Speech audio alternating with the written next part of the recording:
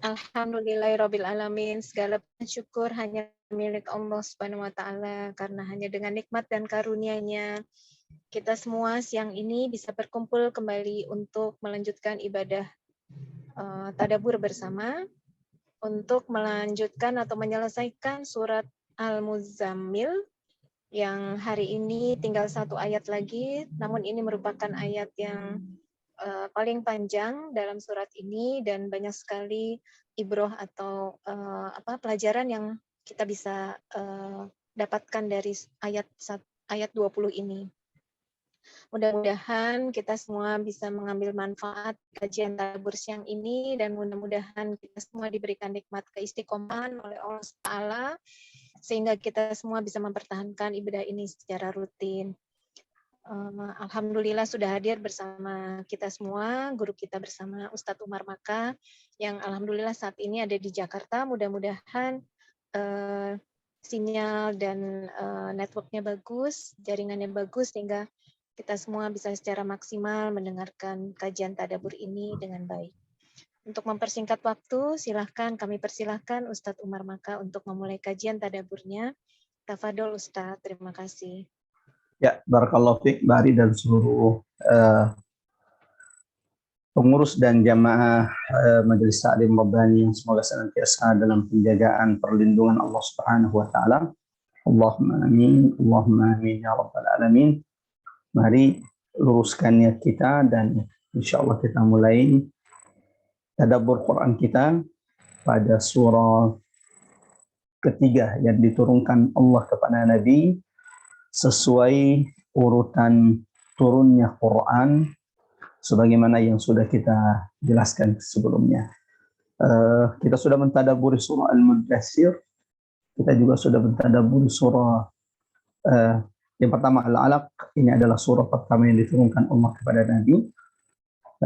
Kita juga sudah mentadabburi surah Al-Mudaththir. Alhamdulillah juga sudah kita selesai tadabburi. Dan alhamdulillah kita sudah sampai pada sesi terakhir surah ketiga dalam urutan turunnya Quran untuk kita tadabburi, yaitu ayat ke-20 dari surah Al-Muzammil. Mari luruskan niat kita. Kita mulai insyaallah tadabbur Quran kita. Mudah-mudahan Allah turunkan keberkahan, rahmat tengah-tengah kita saat ini. Allahumma amin. Bismillahirrahmanirrahim. Assalamualaikum warahmatullahi wabarakatuh. Alhamdulillah. Alhamdulillahilladzi la ilaha illa huwal ahadus samad. Lam yalid wa lam yulad wa lam yakul lahu kufuwan ahad. Asyhadu an la ilaha illallah wahdahu la syarika la wa asyhadu anna Muhammadan abduhu wa rasuluhu al-mab'uth rahmatan lil alamin.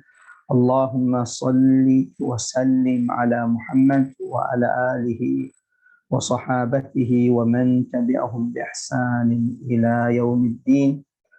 Allahumma anfa'na bil Qur'an, Allahumma anfa'na bil Qur'an, Allahumma 'allimna al-Qur'an. Subhanak la 'ilma lana illa ma 'allamtana innaka antal alimul hakim. Qul inna salati wa nusuki wa mahyaya wa mamati lillahi rabbil alamin.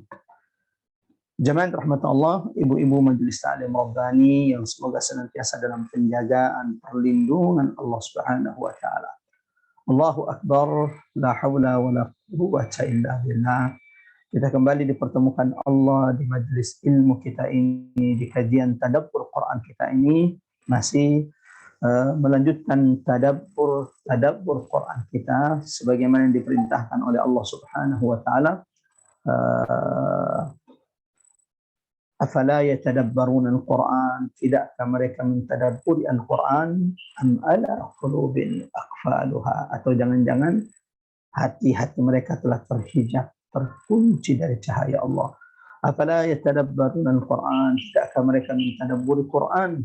Walau kana min 'indi ghairillah, seandainya Quran itu bukan datang dari selain Allah, lawajadu fihi ikhtilafan katsira, maka sungguh mereka akan mendapati perselisihan. pertentangan yang banyak di dalam Al-Quran. Jamaah rahmat Allah. Di antara wasilah sebab untuk merasakan kedahsyatan keberkahan Al-Quran adalah senantiasa merenungi, mentadabburi ayat-ayat yang Allah turunkan kepada Rasulullah sallallahu alaihi wasallam. Kitabun Alkitab, yaitu Al-Quran, anzalnahu ilaika mubarakun, kami turunkan kepadamu wahai Muhammad penuh keberkahan. Agar keberkahan ini dirasakan, liyadabbaru ayatihi, maka hendaklah mereka mentadabburi, merenungi setiap ayat-ayat Al-Quran. Mudah-mudahan jemaah rahmat Allah, kali ini Allah berikan kembali kemudahan, taufik, pertolongannya kepada kita semuanya untuk mengambil ibrah, pelajaran, hidayat, mutiara-mutiara tadabbur dan petunjuk dari keagungan ayat-ayat Allah yang kita tadabburi. Tak lupa perbanyak salawat kepada Nabi. Allahumma salli wa sallim ala Muhammad wa ala ali Muhammad. Dan mudah-mudahan jemaah rahmat Allah, ikhwatal iman azallahu ayyakum ajma'in, duduknya kita bersama Quran, tilawah Quran kita, bacaan Quran kita, dakwah kita bersama Quran, amal-amal kita bersama Quran menjadi sebab Allah dekatkan surga kita dengan surga Rasulullah sallallahu alaihi wasallam. Seperti biasa jemaah rahmatan Allah Subhanahu wa taala, sebelum kita mentadabburi ayat-ayat yang sudah kita pilih, maka kita akan sama-sama membacanya insyaallah. Kita akan sama-sama melembutkan hati kita semuanya. Kita akan sama-sama jemaah rahmatan Allah Subhanahu wa taala membersihkan dada-dada kita semua dengan sama-sama membaca Al-Quran atau mendengarkan Al-Quran. Nabi Muhammad SAW mengingatkan kepada sahabat dan kepada kita umat-umatnya, innal quluba tasda', sesungguhnya hati-hati yang ada dalam dada-dada kita ini bisa saja berkarat. Semakin banyak maksiat dosa yang kita lakukan, maka semakin ia menghitam dan berkarat. Lalu sahabat bertanya, qalu wa ma jila'uha ya Rasulullah? Ya Rasulullah, jika hati-hati kami ini sudah berkarat, bagaimana memutihkannya, membersihkannya kembali? Nabi menyebutkan, qal dzikrul maut wa tilawatul Quran. Ada dua amalan yang paling baik dalam membersihkan hati-hati yang penuh dengan dosa maksiat. Yang pertama adalah senantiasa mengingat kematian, yang kedua adalah memperbanyak tilawatul Quran. Termasuk jemaah rahmatullah, kalau di antara kita saat ini ada yang sedang sakit, Allah uji dengan penyakit. Mudah-mudahan bacaan-bacaan Quran kita ini semakin menyabarkan kita, dan mudah-mudahan insya Allah diniatkan bacaan Quran kita saat ini menjadi penyembuh, menjadi sebab Allah mengangkat penyakit-penyakit yang diujikan kepada kita. Sebagaimana Allah sebutkan dalam surah Al-Isra, wa nunazzilu minal Qur'an, kami turunkan dari Al-Quran ma huwa syifa, apa yang menjadi penyembuh bagi orang-orang beriman. Perhatikan adab, kalau tidak bisa ikut membaca, hanya bisa mendengarkan, dengarkan ia baik-baik, jangan bicara, la'allakum turhamun, semoga ini menjadi sebab Allah rahmati kita semuanya. A'udzu billahi minasy syaithanir rajim.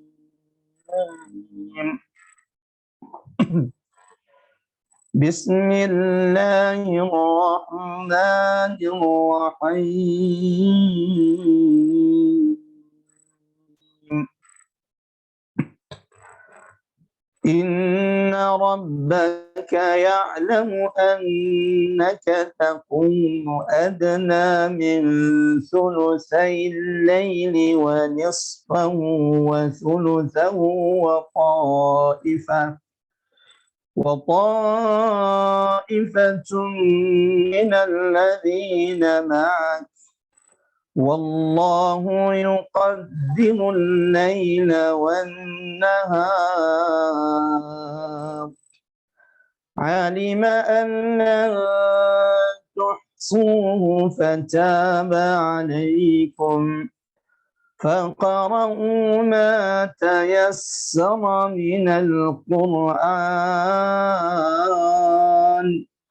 علم أن سيكون منكم مرضى وآخرون يضربون في الأرض يبتغون من فضل الله وآخرون يقاتلون في سبيل الله فاقرؤوا ما تيسر منه وأقيموا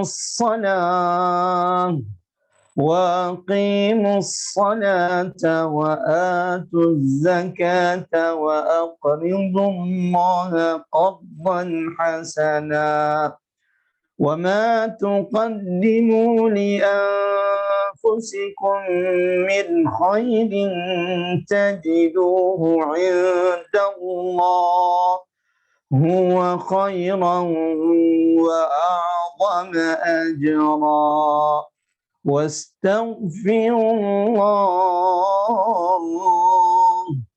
إن الله غفور رحيم. اللهم ارhamna bil Quran, Allahumma arhamna bil Quran. Kami minta salah satu dari jamaah untuk membacakan terjemahan dari ayat 20 surah Al-Muzammil ini. Tafadhal, silakan. Silahkan, ada yang berkenan untuk membaca. Mbak Linda, apakah bisa membantu Mbak membaca terjemahan ayat 20?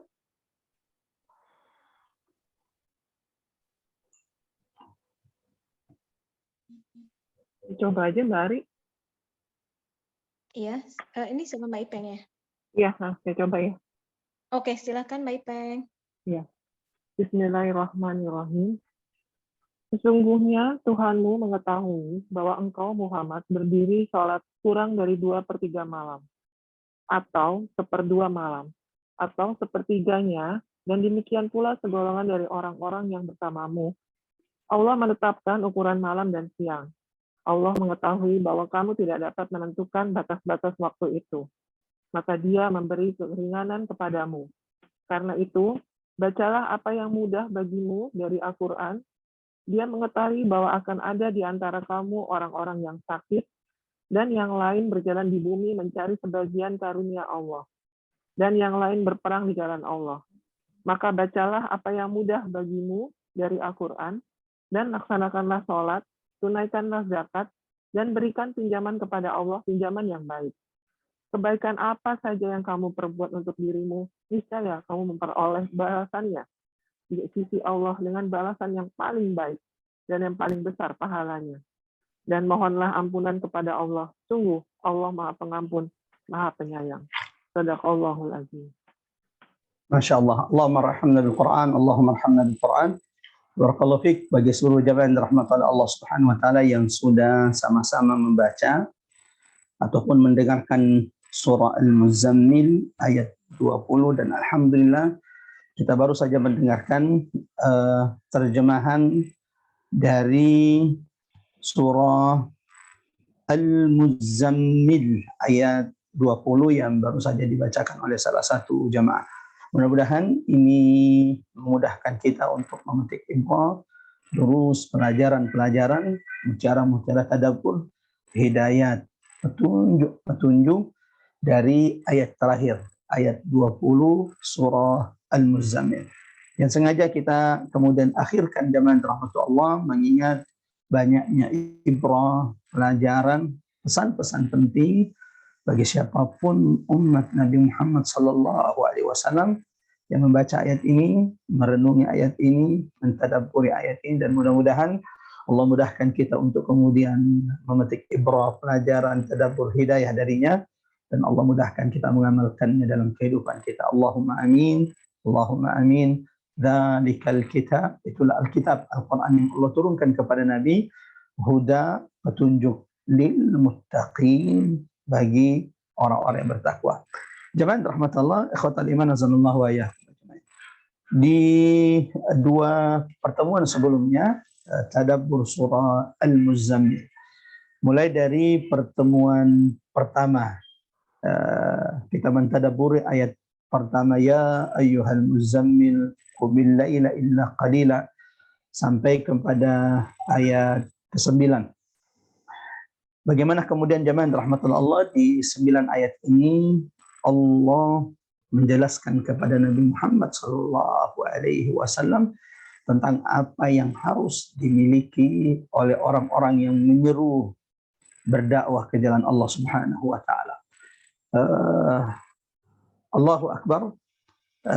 Saya tidak akan mengulangi tentang betapa pentingnya dakwah, kemuliaan, keutamaan manusia tergantung bagaimana perannya dalam mendakwakan agama Allah Subhanahu wa taala. Dakwah itu wajib bagi umat Nabi Muhammad SAW sesuai dengan kemampuan yang mereka miliki, yang Allah karuniakan kepada mereka. Dakwah itu adalah kemuliaan, meninggalkan dakwah adalah kerugian di hadapan Allah Subhanahu wa taala, sebagaimana Allah sebutkan dalam surah Al-Asr, wal 'asr innal insana lafi khusr illa alladziina amanu wa 'amilus shalihat wa tawassaw bil haqq. Kalau ada orang hanya beriman kepada Allah, kalau ada orang hanya sibuk memperbaiki amalnya, memperbaiki salatnya, puasanya, zakatnya, lalu kemudian kerabatnya, saudaranya, sahabatnya tidak pernah diajak untuk ke jalan Allah, maka sungguh ia tetap merugi di hadapan Allah Subhanahu wa taala.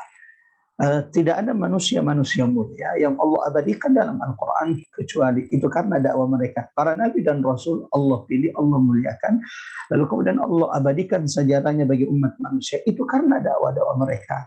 Bahkan di dalam Al-Quran ada wanita-wanita mulia yang Allah abadikan di dalam Al-Quran. Satu, ada istri Fir'aun, Asia binti Muzahim. Ada Maryam ibnata Imran yang namanya menjadi nama surah di dalam Al-Quran. Satu-satunya wanita namanya disebut dalam Quran. Bahkan berulang 30 lebih. Namanya berulang-ulang di dalam Al-Quran. Jangan rahmatullah Allah Subhanahu wa ta'ala. Tidaklah Allah mengabadikan Asia binti Muzahim istri Fir'aun sebagaimana tidaklah Allah mengabadikan Maryam ibnata Imran alaihi wassalam kecuali karena peran dakwah mereka. Asia istrinya Fir'aun adalah wanita, bukan cuma wanita, manusia yang paling berperang dalam dakwah Nabi Musa alaihissalam.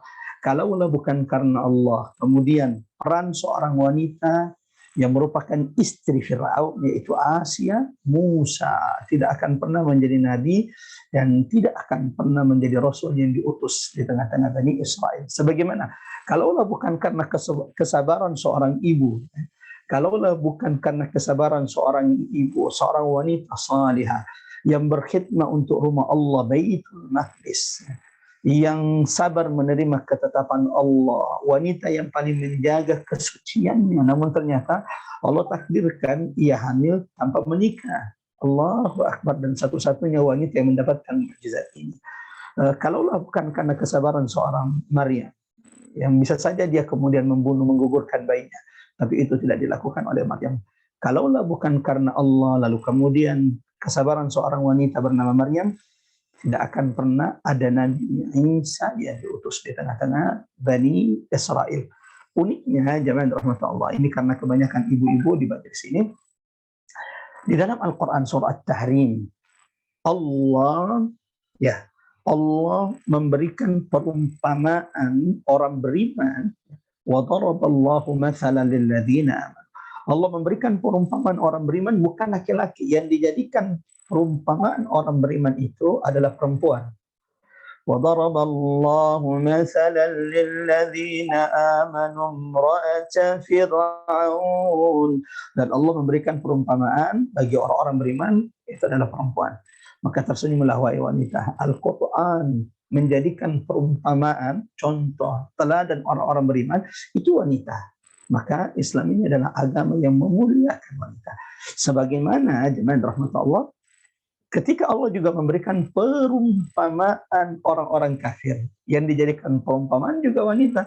وَضَرَبَ اللَّهُ مَثَلًا لِلَّذِينَ كَفَرُوا امْرَأَةَ لُوطٍ.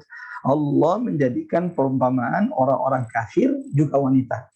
Allahu Akbar. Sejenak perhatikan ayat ini. Allah jadikan perumpamaan orang beriman perempuan, sebagaimana Allah juga jadikan perumpamaan orang kafir itu adalah perempuan. Ini menunjukkan, kata ulama, wanita itu punya peran dalam iman.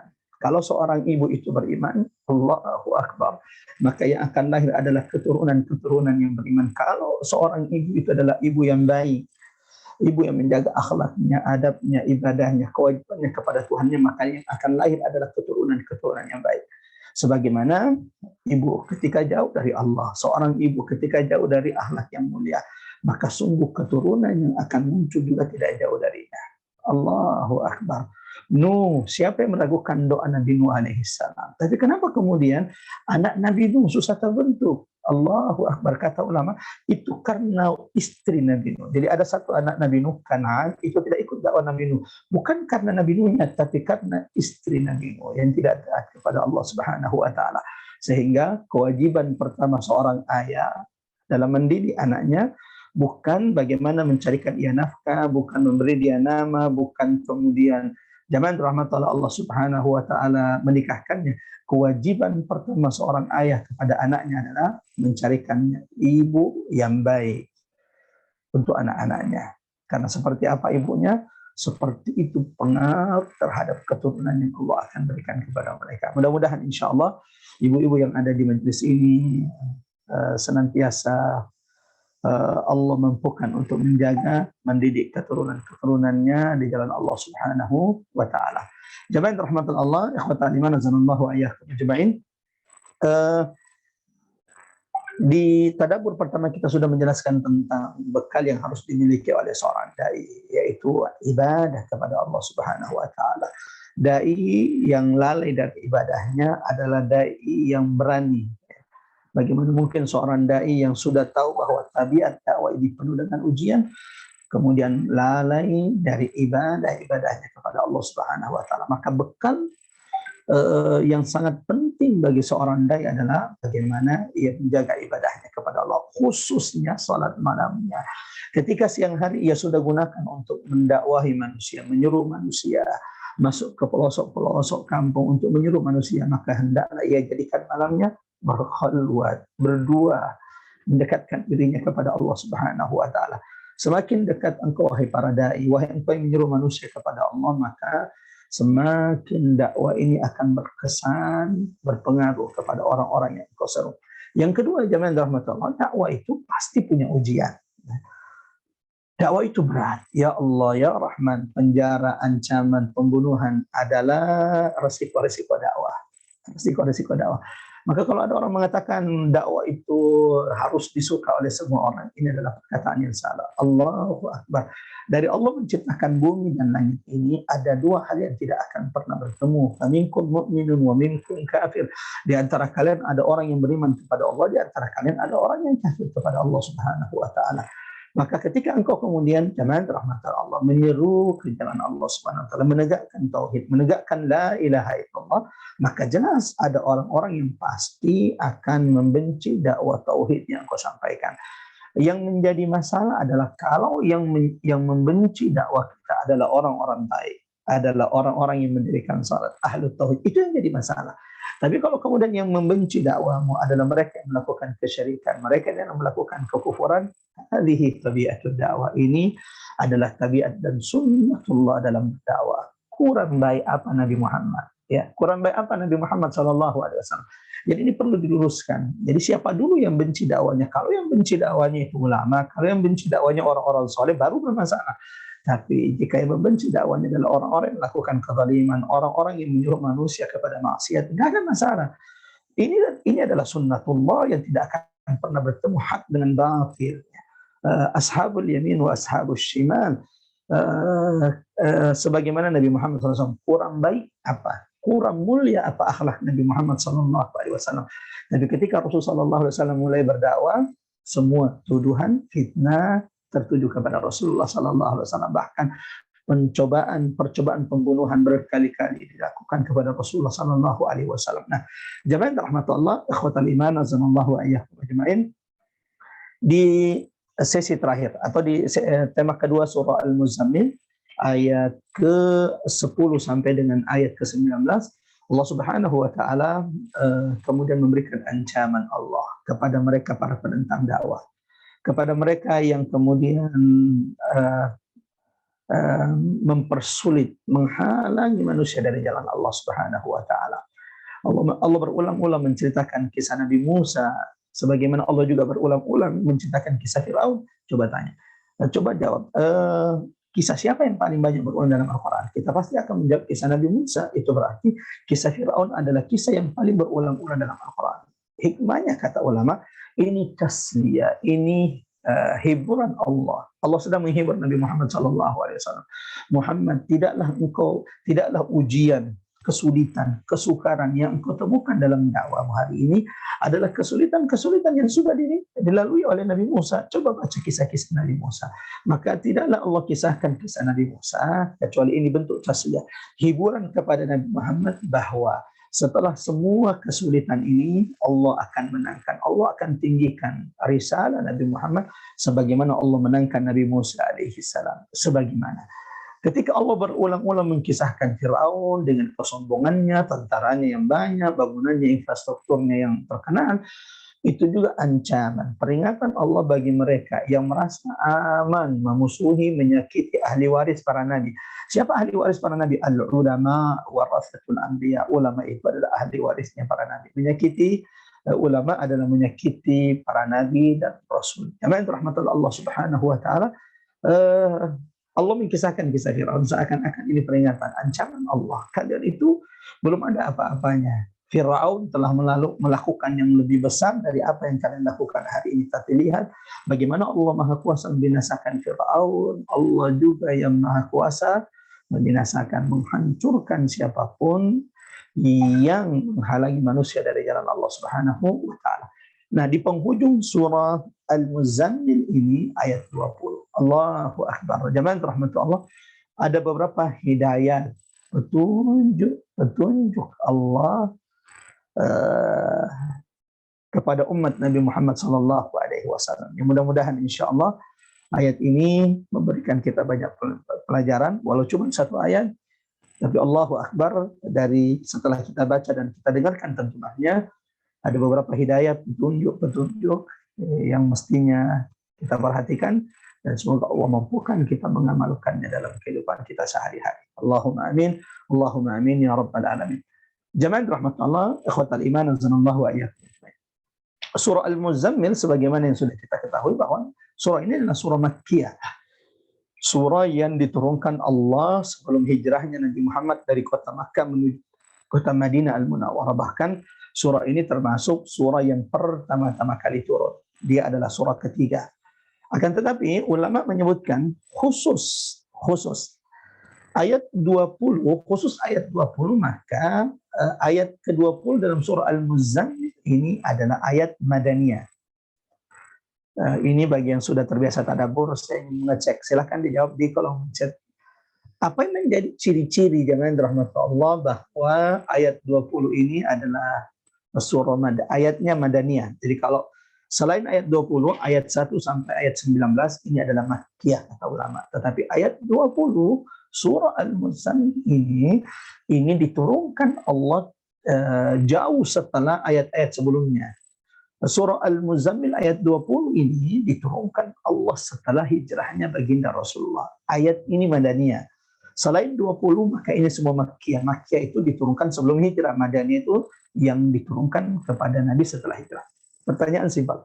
Kepada seluruh jemaah rahmatullah Mbak Ari dan seluruh pengurus Majelis Ta'lim Rabbani, siapapun yang mau berbagi ilmu, saya doakan mudah-mudahan ini menjadi amal jariah setelah meninggalnya. Mudah-mudahan pahalanya terus sampai ketika ini bermanfaat bagi kita semuanya. Apa ciri-ciri, apa tanda-tanda bahwa ayat ini adalah ayat Madaniyah? Apa yang menjadi ciri-ciri tanda-tandanya? Dari segi pembahasan atau kenapa kok dia bisa disebut? Ayat panjang dan berisi tentang perintah ibadah. Allahu Akbar. Terima kasih banyak Mbak Arisinta. Ayatnya panjang. Inna rabbaka ya'lamu annaka taqumu adna min thulutsayil lail wa nisfahu wa thulutsahu wa ta'ifah sampai terakhir. Ya, ayatnya panjang dan isinya ada tentang ibadah kepada Allah Subhanahu wa taala. Masya Allah, barakallahu fiik. Ada tanda-tanda lain bahwa surah ini adalah surah Madaniyah. Kalau tadi Mbak Ari menyebutkan ayatnya panjang. Ya, ada yang mau menjawab lagi?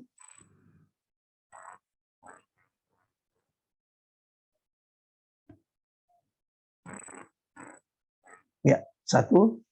Tidak ada jawaban sepertinya. Kita cek dulu jawabannya.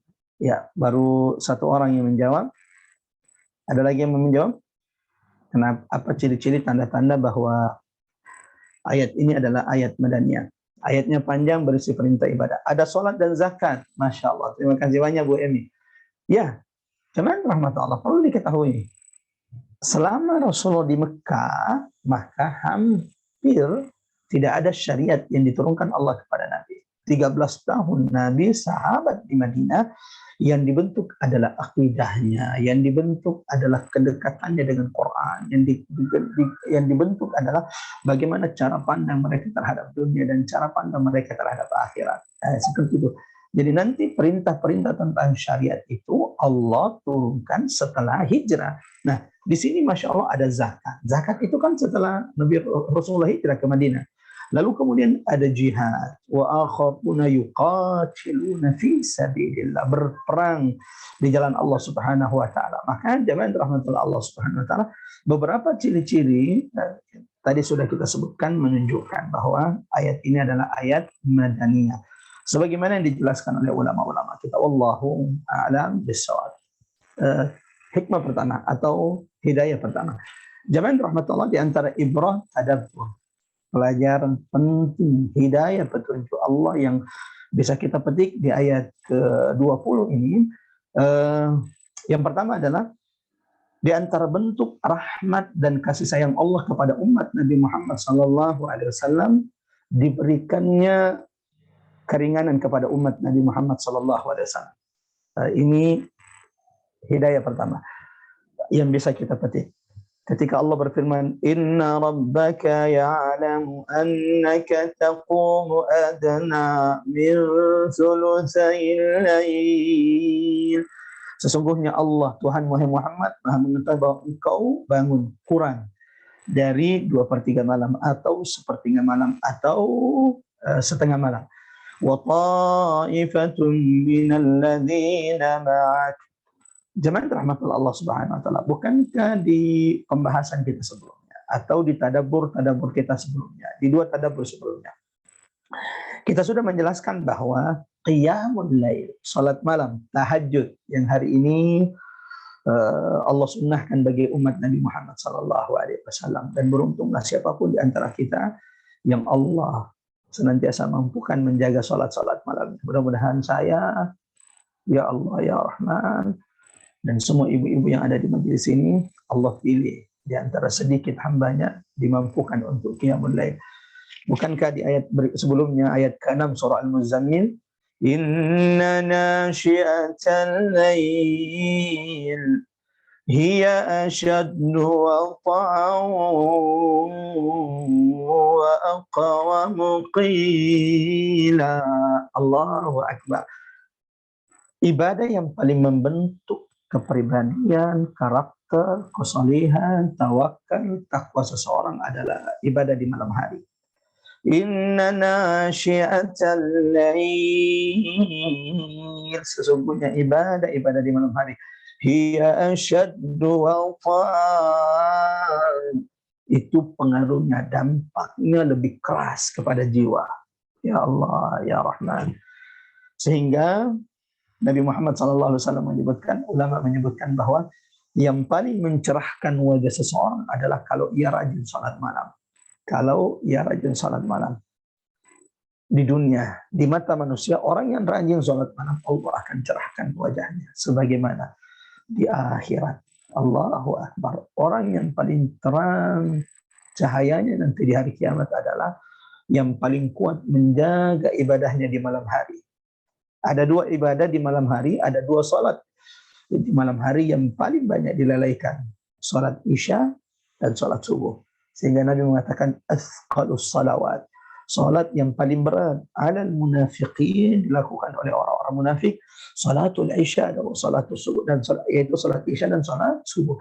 Dan kedua salat ini jamaah rahmatullah yang paling kuat menerangkan cahaya setiap di antara kita nanti di hadapan Allah pada hari kiamat.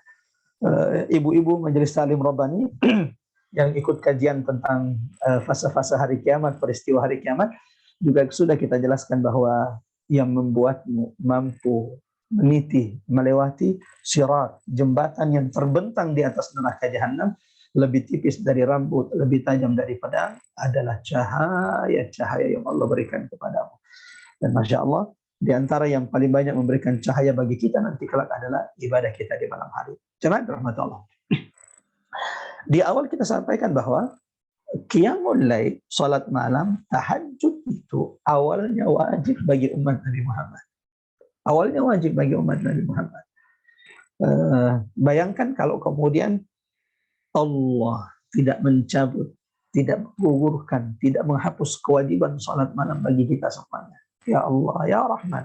Berapa banyak lagi kita yang kemudian melalaikan salat malam ini. Tapi rahmat Allah, kasih sayang Allah kepada Nabi Muhammad SAW dan umatnya, Allah berikan keringanan. Ketika jemaah rahmatullah Allah Subhanahu wa taala, salat malam yang tadinya wajib, ketika Allah turunkan di Mekah, ya ayyuhal muzammil, wahai engkau yang berselimut, qumil laila illa qalila, bangunlah engkau di malam hari kecuali sedikit. Nah, semenjak turunnya surah Al-Muzammil, semenjak turunnya tadi ya ayyuhal muzammil qumil laila illa qalila, maka salat malam itu wajib bagi umat Nabi Muhammad sallallahu alaihi wasallam sampai turunnya ayat 20 ini. Maka salat malam, tahajud, qiyamul lail tetap wajib bagi Nabi. Nabi tidak pernah meninggalkan qiyamul lail, walau akhirnya dia cuma duduk dan lain-lain. Salat malam itu wajib bagi Nabi Muhammad, sunnah bagi umat Nabi Muhammad sallallahu alaihi wasallam. Allah memberikan keringanan kepada umat Nabi Muhammad sallallahu alaihi wasallam sehingga salat malam, tahajud, qiyamul lail yang tadinya wajib hukumnya kepada umat Nabi Muhammad akhirnya menjadi sunnah. Akan tetapi jangan rahmatullah, saya ingin mengingatkan diri saya, mengingatkan kepada seluruh jemaah, ya qiyamul lail itu sunnah. Tetapi tidakkah engkau mendengar Nabi Muhammad sallallahu alaihi wasallam bersabda, sebaik-baik salat di hadapan Allah setelah salat 5 waktu adalah salat malam, qiyamul lail. Ustaz, kenapa Rasulullah wajib qiyamul lail? Allah sebutkan dalam Al-Quran, jemaah rahmatullah, surah Al-Isra, a'udzu billahi minasy syaithanir rajim, wa minal lail, dan dari sebagian malam, fatahajjad bihi nafilatan lak, maka bangunlah engkau untuk tahajud, fatahajjad bihi nafilatan lak, asa an yab'atsaka rabbuka maqaman mahmuda, mudah-mudahan dengan ini wahai Muhammad engkau akan mendapatkan kedudukan yang mulia kelak ketika engkau dibangkitkan Allah pada hari kiamat. Jemaah rahmatullah Allah Subhanahu wa taala. Dari ayat ini surah Al-Isra, ulama menyebutkan bahwa seberapa kuat engkau qiyamul lail di dunia, di malam hari, ketika manusia itu tertidur, wan nasu niyam, ketika manusia tenggelam dengan mimpi-mimpi indah mereka, ketika manusia tenggelam dengan tidurnya, lalu engkau bangun berderai air mata di hadapan Tuhanmu, ya Allah, ya Rahman, engkau beristighfar, engkau memperbanyak baca Quranmu. Seberapa kuat engkau berdiri di hadapan Allah di tengah malam ketika engkau di dunia, maka seperti itu kelak kedudukan maqammu, derajatmu di sisi Allah pada hari kiamat. Sekali lagi mudah-mudahan insya Allah Allah memilih saya, memilih kita semua di antara yang dimudahkan untuk menjaga salat-salat malamnya. Amin ya rabbal alamin. Ini ibrah pertama, jami'an rahmatullah Allah Subhanahu wa taala, hidayah pertama. Di antara rahmat kasih sayang Allah kepada umat Nabi Muhammad adalah keringanan-keringanan yang Allah berikan kepada umat Nabi Muhammad sallallahu alaihi wasallam. Ya Allah, ya Rahman, agama ini sudah dimudahkan oleh Allah. Agama ini sudah dimudahkan oleh Allah. Maka yang terbaik dari umat Nabi Muhammad adalah yang pertengahan. Ada orang-orang yang kemudian menjadi ekstrim kanan, tasyad dalam beragama, seakan-akan agama ini penuh dengan kesulitan. Seakan-akan surga hanya untuk kelompok atau hanya untuk manusia-manusia terkhusus saja. Jangan rahmatan Allah, ada orang yang ekstrim kanan, terlalu tasyadud dalam beragama. Benar itu kalau sudah masuk kelompoknya, kalau sudah ikut kajian mereka. Kalau belum ikut ngaji sama kami, nggak ada harapan untuk masuk surga. Ya Allah, ya Rahman, tidakkah engkau mendengarkan hadis seorang wanita penzina yang cuman memberi minum seekor anjing, akhirnya Allah rahmati ia masuk surga. Yang kedua, ada orang ekstrem kiri, agama yang sudah dimudahkan Allah, agama yang sudah dimudahkan Allah dipermudah-mudah lagi. Agama ini sudah dimudahkan Allah. Fa inna ma'al usri yusra, inna ma'al usri yusra. Yuridu bikumul yusra wa la yuridu bikumul usra. Allah menginginkan kemudahan. Tapi ada saja orang jemaah rahmatullah sudah diberikan kemudahan oleh Allah. Salat yang tadinya 50 waktu menjadi 5 waktu dan pahalanya Allahu Akbar sama dengan pahala 50 waktu, namun mereka masih melalaikan salat-salat 5 waktu mereka. Akhirat yang penuh dengan kenikmatan kekal abadi, rumah-rumah di surga terbuat dari batu bata emas, dari perak. Tapi manusia banyak yang lebih suka dari yang nampak di depan matanya dari apa yang dijanjikan oleh Allah. Bal tu'thirunal hayatad dunya. Tapi kalian wahai manusia lebih mendahulukan, mengutamakan dunia. Wal akhirah, padahal akhirah khairu wa abqa, lebih baik segala-galanya dari dunia ini, wa abqa, dan lebih kekal di sisi Allah Subhanahu wa taala. Jemaah rahmatullah, ikhwatal iman azanallahu wa iyyakum ajmain. Tadabbur kedua, hidayah kedua, petunjuk dan pelajaran kedua yang bisa kita petik dari ayat 20 surah Al-Muzammil ini. Allahu Akbar. Sekali lagi ini nasihat secara khusus bagi al-faqir dan kepada kita semuanya. Apapun kondisimu, apapun keadaanmu, apapun situasimu, dimanapun engkau berada, jangan pernah engkau tinggalkan baca Quran walau cuma 1 ayat. Ya Allah, ya apapun keadaan hari ini, kesulitan, kemudahan, ada yang sedang safar, ya, sedang bepergian dengan pasangan, dengan anak. Apapun situasi kondisimu saat ini, apapun itu, dimanapun engkau, jangan pernah engkau lupa, ya, untuk membaca Quran, walau hanya 1 ayat, walau hanya 1 ayat. Ya, nggak mesti harus one day, one juz. Tapi kalau bisa, Allahu Akbar, Allahu Akbar. Saya sangat berterima kasih, Masya Allah, sama teman-teman yang sudah membuat program ini. Dan ini akan menjadi keberkahan bagi siapapun yang punya ide. Tapi, jangan sampai kemudian jemaah rahmatullah merasa sedih kalau belum bisa 1 juz 1 hari. Faqra'u ma tayassara minal Qur'an. Karena di ayat ini Allah berulang-ulang, 2 kali Allah ulangi. Saya mohon dilihat Qur'annya, 2 kali Allah ulangi. Faqra'u ma tayassara minal Qur'an.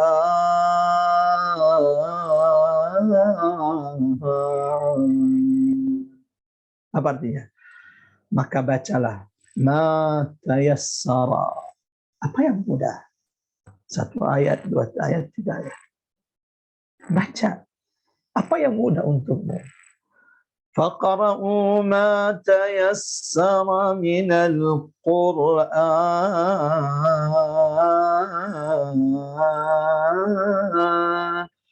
Bacalah apa yang mudah dari Quran. Ini berulang, 2 kali diulang di ayat ini.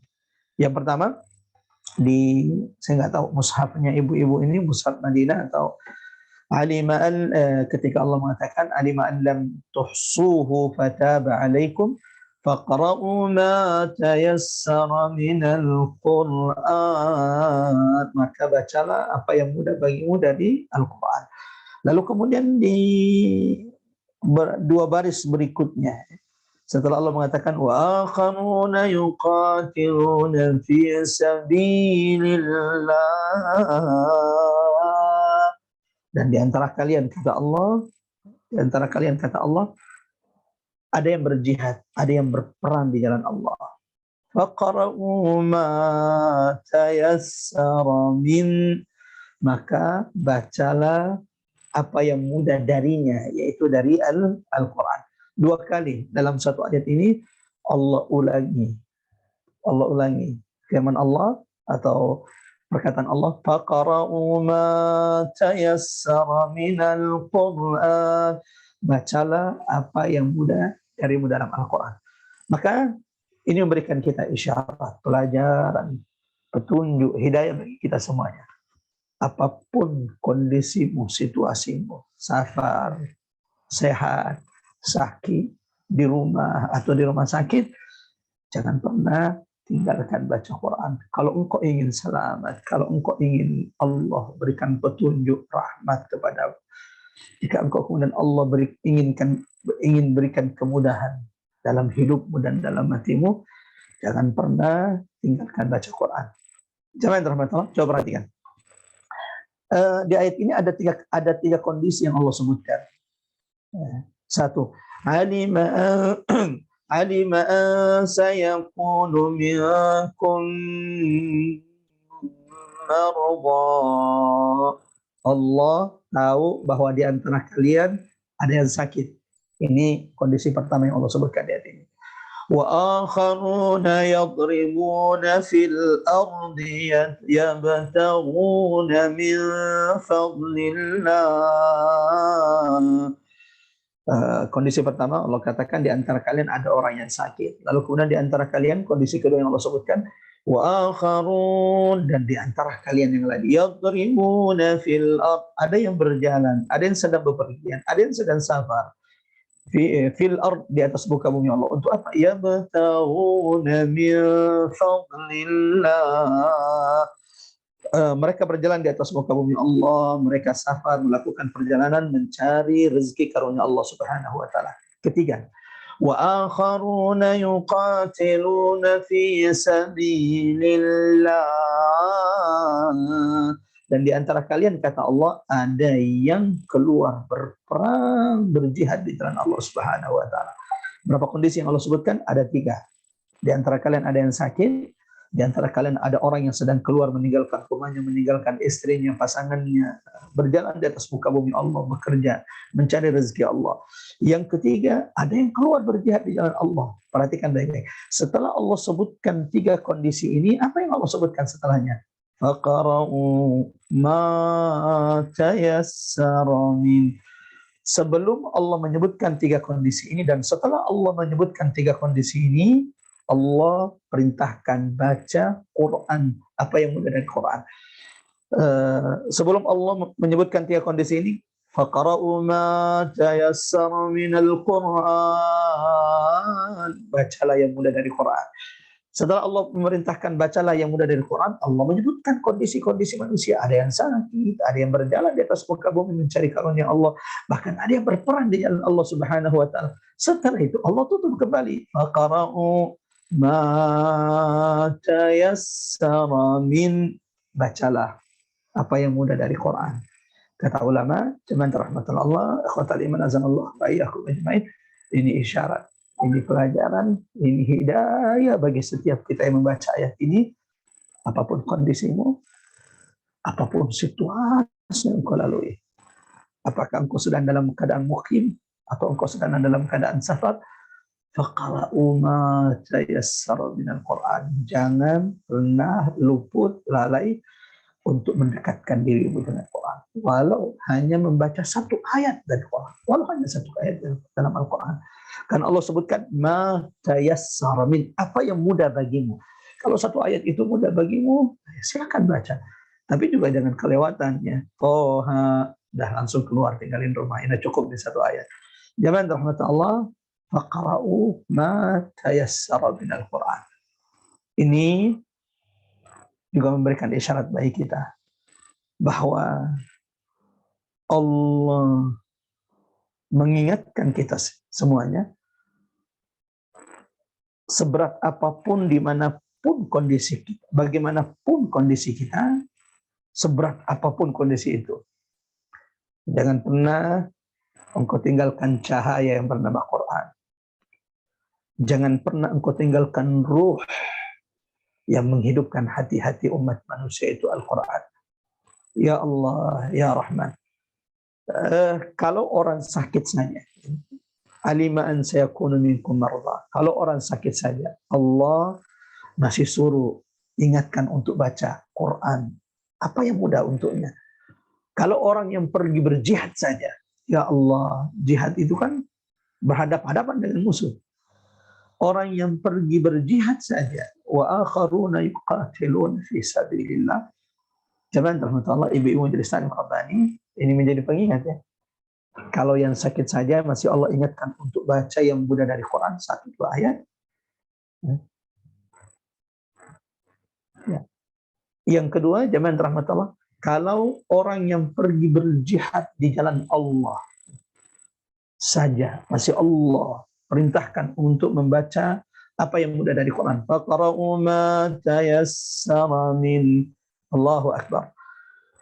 Lalu bagaimana dengan kita yang Allah berikan kelapangan waktu, Allah berikan kesehatan, namun kita banyak melalaikan ayat-ayat Allah Subhanahu wa taala. Kita banyak melalaikan untuk mentadabburi ayat-ayat Allah. Tidakkah kita takut, ibu-ibu majelis taklim Rabbani, kalau kita ini termasuk orang-orang yang Rasulullah sallallahu alaihi wasallam keluh kesahkan kepada Allah. Wa qala Rasul,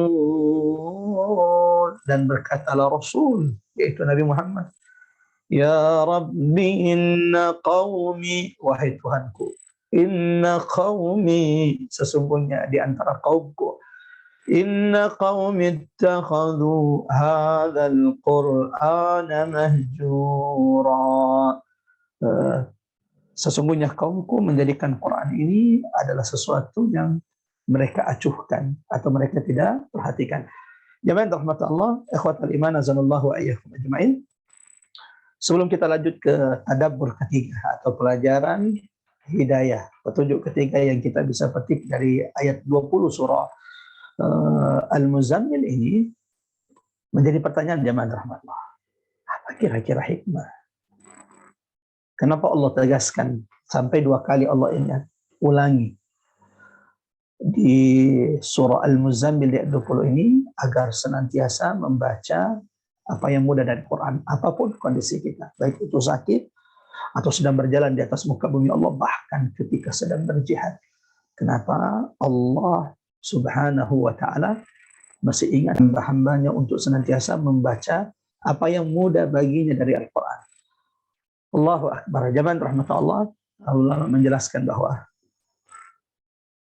orang yang meninggalkan Quran, orang yang melepaskan Quran dari dirinya, itu berarti ia sedang kehilangan petunjuk dalam hidupnya. Allahu Akbar. Bukankah itu yang terjadi pada generasi-generasi kita, anak-anak kita hari ini? Jemaah rahmatullah Allah Subhanahu wa ta'ala. Tadinya Citayam Fashion Week kita tidak melihat sebagai sebuah hal yang menakutkan. Bahkan terkesan ada kreativitas dari anak-anak kita. Namun kesini mulailah bermunculan manusia-manusia tulang lunak ya, yang menghalalkan dosa yang sangat dibenci oleh Allah. Bahkan dengan laki-laki, 2 laki-laki, bahkan laki-laki ditanya di sini nyari apa, kemudian mengatakan cari jodoh, cari laki-laki. Ya Allah, ketika maksiat, dosa dianggap biasa. Bahkan ada yang datang dengan pasangan, mohon maaf, dengan pasangan gay-nya. Ya Allah, Ya Rahman, ketika manusia sudah kehilangan petunjuknya, ketika manusia sudah kehilangan pedoman hidupnya, maka mereka akan kehilangan arah. Mereka tidak tahu mereka ini hidup untuk apa.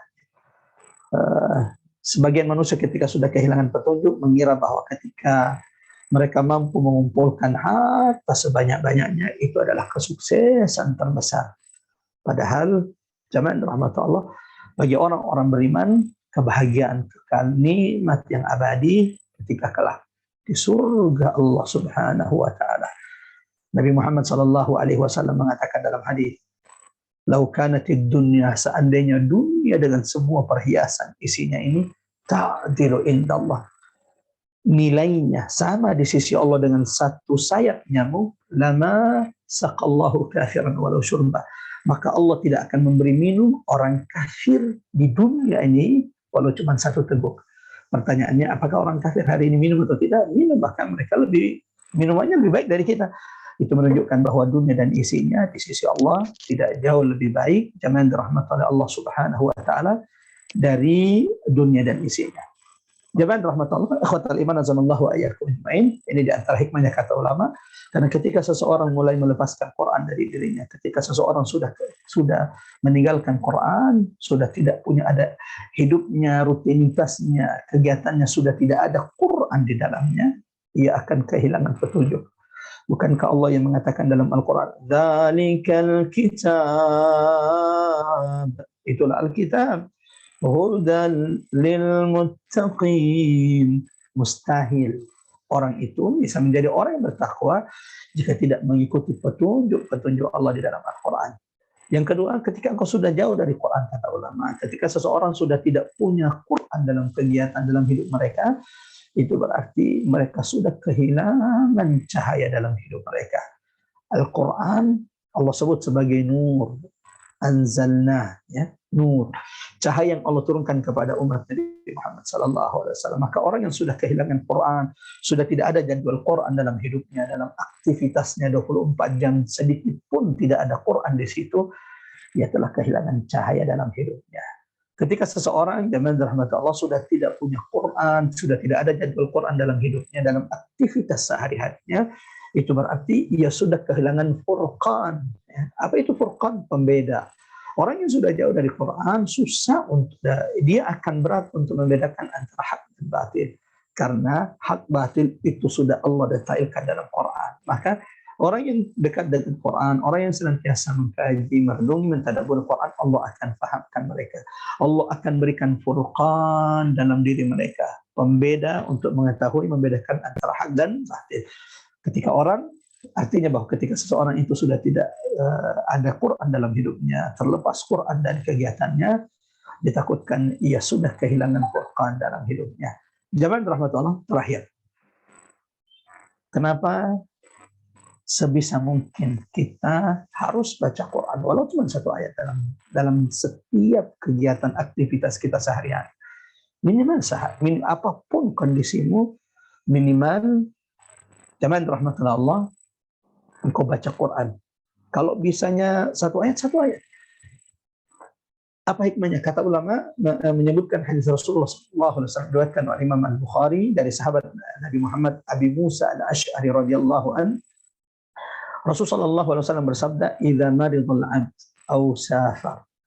Kalau di antara kita yang tadinya rutin setiap hari Rabu ikut tadabbur, rutin, tidak pernah tinggalkan setiap hari Rabu, kalau dia tidak ada turut ikut tadabbur, tiba-tiba ia safar, bepergian umroh, haji, atau mengunjungi kerabat, sehingga terluput, tidak bisa ikut tadabbur. Atau kemudian yang tadinya ikut tadabbur, lalu tiba-tiba Allahu Akbar, Allah uji dengan penyakit.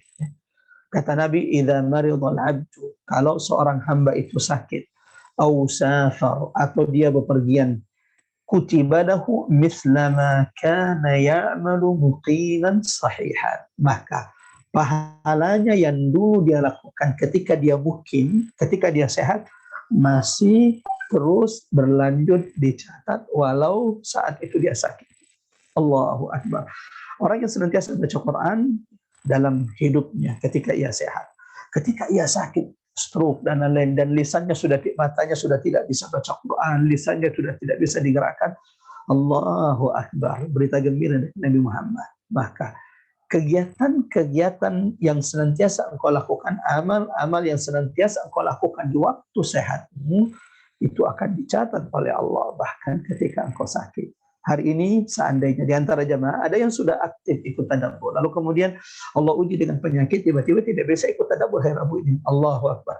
Hari ini Allah catatkan pahala tadabbur baginya ketika ia sakit, sebagaimana pahala tadabbur dicatatkan ketika ia sehat dahulunya. Jamaah rahmat Allah, ikhwatal iman, azanallahu wa iyyakum ajmain. Kita melanjutkan tadabbur berikutnya atau mutiara pelajaran hidayah petunjuk selanjutnya yang bisa kita petik dari ayat 20 surah Al-Muzammil ini.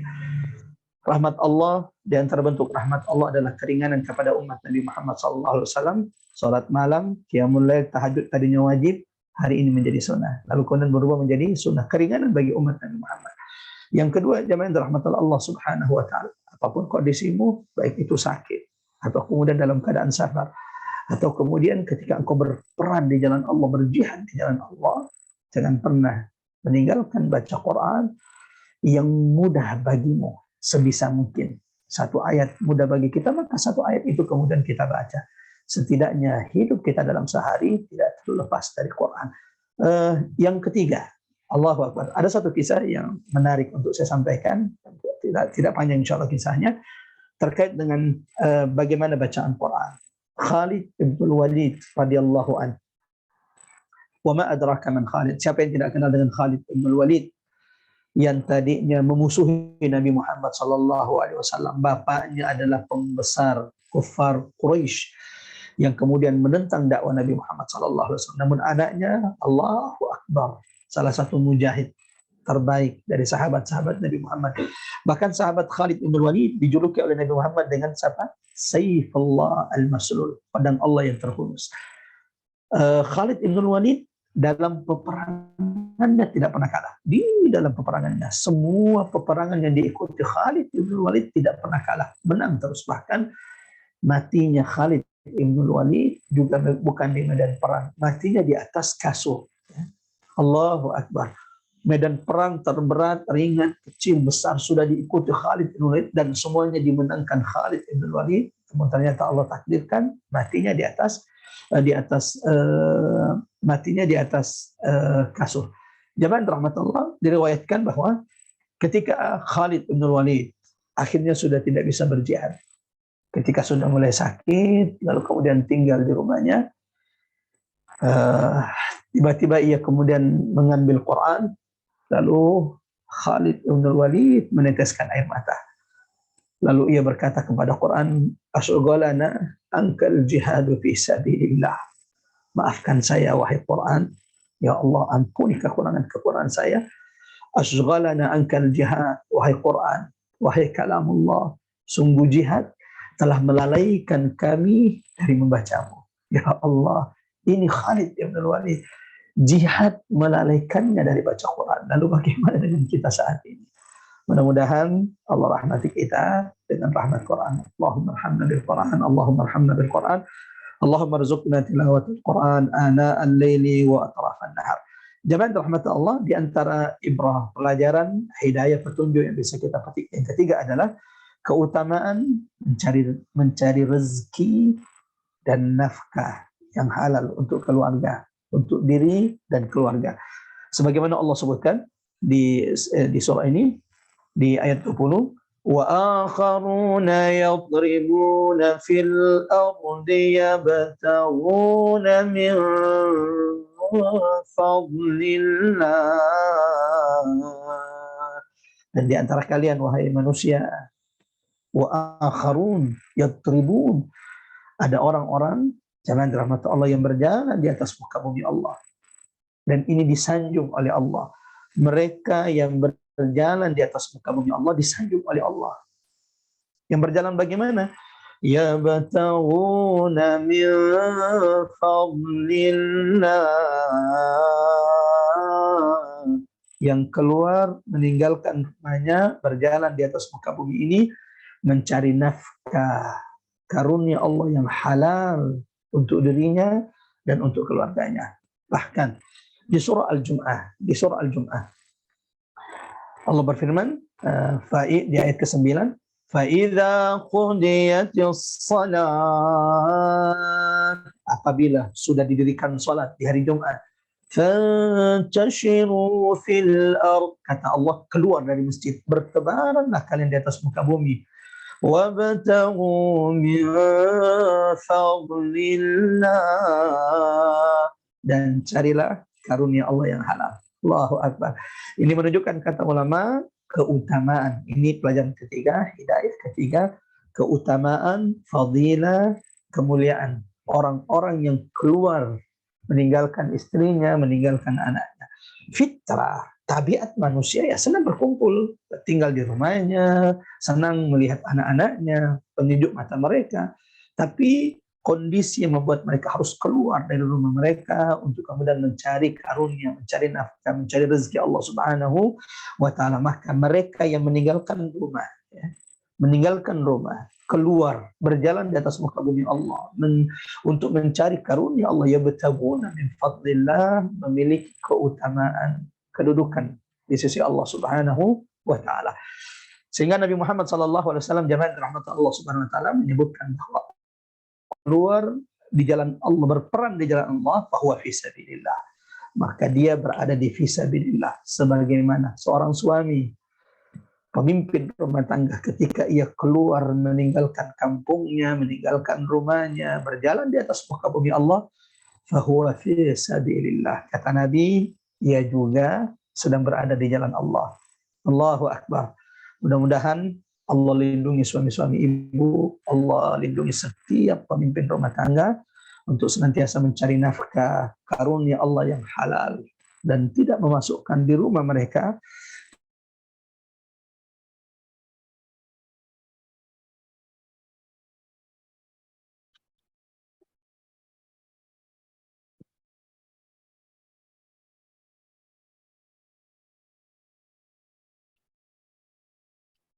ya.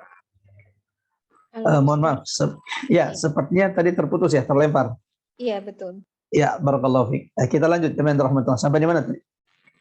Tadi terakhir kita doakan mudah-mudahan insya Allah suami-suami ibu, setiap laki-laki yang keluar mencari nafkah, dijaga, dilindungi oleh Allah, dimampukan untuk senantiasa mencari karunia Allah yang halal. Sehingga mereka kemudian ketika keluar mencari nafkah yang halal di jalan Allah, mencari nafkah yang halal, maka sungguh di sisi Allah mereka sedang berada di jalan Allah Subhanahu wa Ta'ala. Allahu Akbar. Selama mereka tidak meninggalkan perintah-perintah Allah, kerjaan mereka, cari nafkah mereka, apapun profesi mereka, itu tidak melalaikan mereka dari salatnya, mengingat Allah Subhanahu wa Ta'ala. Maka ketika mereka meninggal mencari nafkah, ketika keluar mencari nafkah, fahuwa fi sabilillah, maka insya Allah dia di jalan Allah. Beberapa hari yang lalu, masya Allah, kita dikagetkan dengan, subhanallah, dikagetkan berita ada seorang pilot yang kemudian meninggal ketika sedang membawa penumpangnya dari Surabaya ke Makassar. Allahu Akbar. Kita doakan mudah-mudahan insya Allah meninggal dalam keadaan baik, keluar mencari nafkah karunia Allah untuk kerabatnya, untuk dirinya, fahuwa fi sabilillah, selama tidak meninggalkan ibadahnya, zikirnya kepada Allah Subhanahu wa Ta'ala. Jamaah rahmatullah, terlalu banyak hadis di dalam hadis, terlalu banyak ayat di dalam Al-Quran atau hadis-hadis Nabi Muhammad SAW, di mana Nabi menganjurkan umatnya untuk keluar mencari nafkah Allah yang halal dan menjauhi nafkah yang haram. Inna atyaba ma akala ar-rajulu min kasabihi. Kata Nabi Muhammad SAW, sebaik-baik harta, makanan yang dimakan oleh seseorang adalah ma akala ar-rajul min kasabi, adalah makanan yang dimakan oleh seseorang dari hasil kerja keringatnya, dari hasil kerja kerasnya. Sebagaimana Rasulullah SAW menyebutkan dalam hadis, man akala al-halal arba'ina yawman, barang siapa yang menjaga memakan makanan halal di rumahnya 40 hari, ya, nawwarallahu qalbah, Allah akan terangi hatinya. Wa ajra yanabi al-hikmah min qalbihi ala lisanihi, sebagaimana Allah akan munculkan hikmah-hikmah dari lisannya yang muncul lahir dari hatinya. Allahu Akbar. Sehingga jamaah rahmatullah, Kalau kemudian ada yang hati kita kok berat dekat dengan Allah, hati kita susah untuk mentadabburi Quran, mari cek, perhatikan harta, makanan yang selama ini kita makan. Hadis Nabi mengatakan kalau ada orang 40 hari dia jaga makanan yang masuk adalah makanan yang halal, Allah akan terangi hatinya. Wallahu a'lam bissawab. Lanjut jemaah rahmatullah Allah Subhanahu wa taala, pelajaran keempat yang bisa kita petik atau petunjuk keempat yang bisa kita petik dari surah Al-Muzammil ayat 20 ini adalah keutamaan berjihad di jalan Allah. Wa akharuna yuqatiluna fi sabilillah, dan di antara mereka ada orang-orang yang berjuang berjihad di jalan Allah Subhanahu wa taala. Allahu akbar. Ya, tidak ada di antara sebab lemahnya kondisi umat hari ini sebagaimana disebutkan oleh Nabi, idza tabayatum bil ainah, kalau jual beli kalian sudah dipenuhi dengan riba, wa taraktumul jihad, kalian juga sudah meninggalkan jihad di jalan Allah. Ya. Jual beli muamalah kita semuanya riba, tidak bisa lepas dari riba. Idza tabayatum bil ainah, kalau kalian sudah berjual beli riba, wa taraktumul jihad, kalian juga sudah meninggalkan jihad, sallallahu alaikumul adu, Allah akan menangkan musuh di atas kalian, dan Allah tidak akan mengangkat itu sampai kalian kembali kepada agama kita. Jangan rahmatullah Allah Subhanahu wa taala, jihad terkadang memang disalahpahami. Ada orang yang kemudian terlalu gulu berlebihan memahami jihad, sehingga ini yang kadang kita lihat ada yang mengobong di sana sini. Ini juga tidak dibenarkan oleh Al-Quran. Ini secara syariat tidak dibenarkan Allah Subhanahu wa taala. Haram bagi seorang muslim mengobong di sana sini. Sebagaimana ada orang-orang yang ingin meninggalkan jihad dari dalam diri, dari tidak mungkin jihad dihapuskan dari Islam. Sementara begitu banyak ayat-ayat Allah Subhanahu wa taala yang menyebutkan tentang jihad. Ya, jihad itu punya dhawabit, punya aturan-aturan. Sehingga kemudian jamaah rahmatullah Allah Subhanahu wa taala, setiap orang tidak boleh kemudian melakukan berjihad di jalan Allah kecuali dengan aturan-aturan yang dibolehkan oleh Allah Subhanahu wa taala. Mudah-mudahan insyaallah jamaah rahmatullah Allah, dan jihad itu tidak mesti harus dengan diri, tidak mesti harus menghunus pedang. Jihad bisa dengan lisan, menyampaikan yang hak kepada penguasa yang zalim. Di antara jihad yang terbaik, seseorang bisa berjihad dengan hartanya, membantu saudara mereka yang ada di Palestina, yang ada di Al-Aqsa, mempertahankan Masjidil Aqsa. Ketika dia mengirimkan 100.000, 200.000, 1 juta, maka itu bagian dari berjihad dengan hartanya di jalan Allah Subhanahu wa taala. Jamaah rahmatullah, dalam hadis Rasulullah SAW mengingatkan, man lam yaghzu, barang siapa yang tidak pernah berjihad dan tidak pernah meniatkan dalam dirinya untuk berjihad di jalan Allah, dengan maknanya yang luas, jangan dimaknai sempit bahwa jihad itu harus dengan perang, dengan harta, dengan lisan, dengan diri. Dan jihad itu punya bawabitnya, punya aturan-aturannya, sehingga tidak boleh orang kemudian mengebom ke sana sini, apalagi di tempat aman seperti negara kita Indonesia. Maka ini sesuatu yang diharapkan. Jamaah rahmatullah Allah Subhanahu wa taala. Tapi Nabi juga mengingatkan, barang siapa yang tidak pernah berjihad, tidak pernah terdetik berniat dalam hatinya untuk mau berjihad, mata ala syu'batin nifaq. Hari ini kalau dia mati dalam keadaan dalam dirinya ada sifat-sifat orang-orang munafik. Wal iyadzu billah. Lanjut jamaah rahmatullah, di antara ibrah, pelajaran kelima yang bisa kita petik dari surah Al-Muzammil ayat ke-20 ini adalah wa aqridullaha qardan hasana wa ma tuqaddimu li anfusikum min khairin tajiduhu indallah. Anjuran untuk memberi pinjaman kepada Allah Subhanahu wa taala. Allahu akbar. Wa aqridullaha qardan hasana. Ya Allah, ya Rahman, berilah pinjaman terbaik kepada Allah. Allahu akbar. Apa yang dimaksud pinjaman terbaik di jalan Allah? Harta yang kau gunakan di jalan Allah, pembangunan masjid, pesantren, dakwah. Saudara-saudara kita yang mempertahankan Masjid Al-Aqsa di Palestina, harta yang kau keluarkan di jalan Allah adalah harta yang sedang kau pinjamkan di jalan Allah. Allahu akbar. Rahmat kasih sayang Allah. Allah yang berikan harta itu kepada kita. Allah yang karuniakan semua nikmat yang tidak terhitung ini kepada kita. Lalu Allah yang meminjamnya dari kita. Lalu kemudian Allah jamin untuk mengembalikannya dan berlipat ganda. Lalu masih ada juga orang yang kemudian enggan, malas, bakhil untuk meminjamkan hartanya di jalan Allah Subhanahu wa taala. Padahal harta karunia yang diberi yang ada dalam dirinya datangnya dari Allah, Allah meminjamnya untuk kebaikan dia dan Allah pasti mengembalikannya dengan yang berlipat.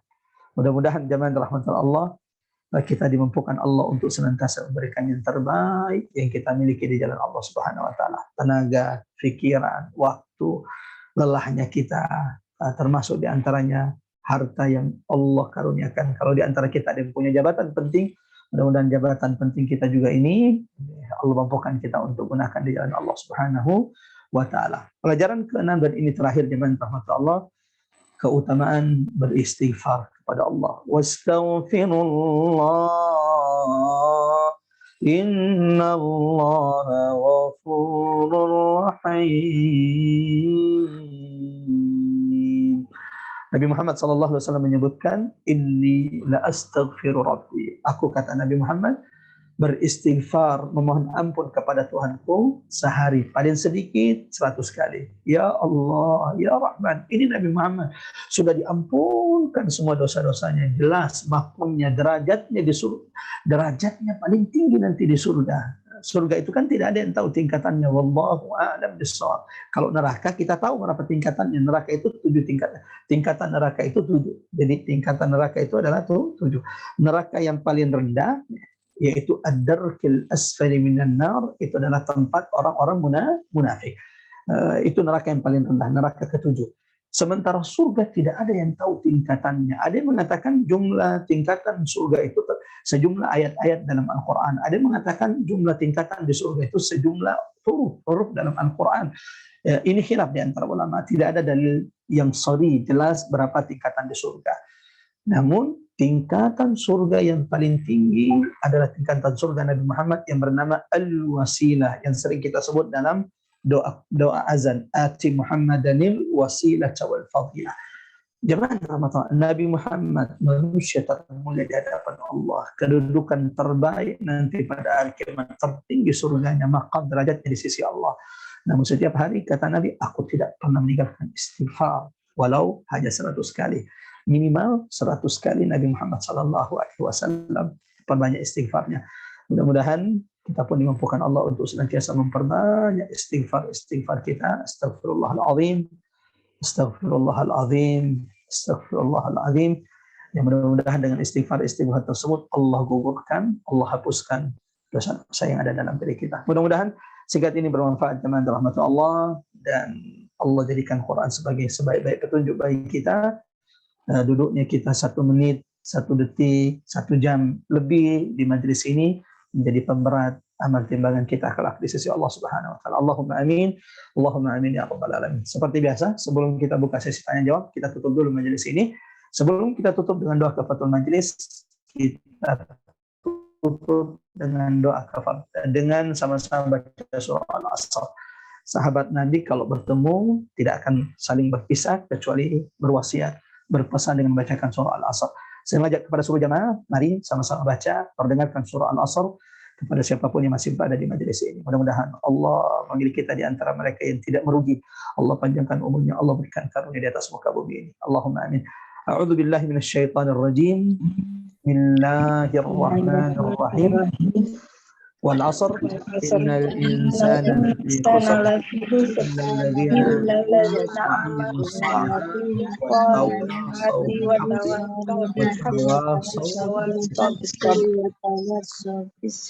Kita tutup dengan doa kafaratul majlis. Subhanakallahumma wa bihamdika, la ilaha illa anta, nastaghfiruka wa natubu ilaik. Wa sallallahu ala Muhammad wa ali Muhammad. Assalamualaikum warahmatullahi wabarakatuh. Silakan. Waalaikumsalam warahmatullahi wabarakatuh. Terima kasih Pak Ustadz. Ini saya lihat di room chat sudah ada pertanyaan dari Ibu Ida. Mohon izin saya bacakan pertanyaan dari Ibu Ida. Silakan. Ya, Pak Ustadz. Pertanyaannya adalah, Assalamualaikum warahmatullahi wabarakatuh, Pak Ustadz. Waalaikumsalam warahmatullahi. Apa yang dimaksud dengan membaca Al-Quran di sini? Apakah membaca dengan suara keras atau cukup di dalam hati? Ya.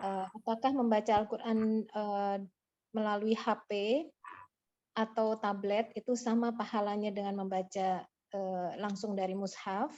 Terima kasih Pak Ustadz. Ya, Masya Allah, barakallahu fiik. Jazakallahu rahmatullah. Yang dimaksud di sini faqra'u ma tayassara minal Qur'an adalah membaca Al-Quran dengan suara yang tidak terlalu berlebihan dan juga tidak terlalu pendek. Suatu saat Nabi Muhammad SAW keluar di malam hari, lewat di rumahnya Abu Bakar As-Siddiq, lewat di rumahnya Abu Siddiq yang saat itu didengarnya sedang qiyamul lail dan menangis dalam salatnya. Kata Nabi, seandainya Abu Bakar mengangkat sedikit suaranya supaya suara baca Qur'annya tidak tertutup dengan tangisannya. Karena Abu Bakar ini Masya Allah orang yang sangat lembut, ketika baca Qur'an pun suaranya sangat lembut sampai tangisannya itu menutupi suara baca Qur'annya. Lalu Nabi lewat di depan di depan rumah Umar bin Khattab. Lalu kemudian Nabi mendengarkan Umar yang baca Quran sedang qiyamul lail dan juga sedang menangis saat itu.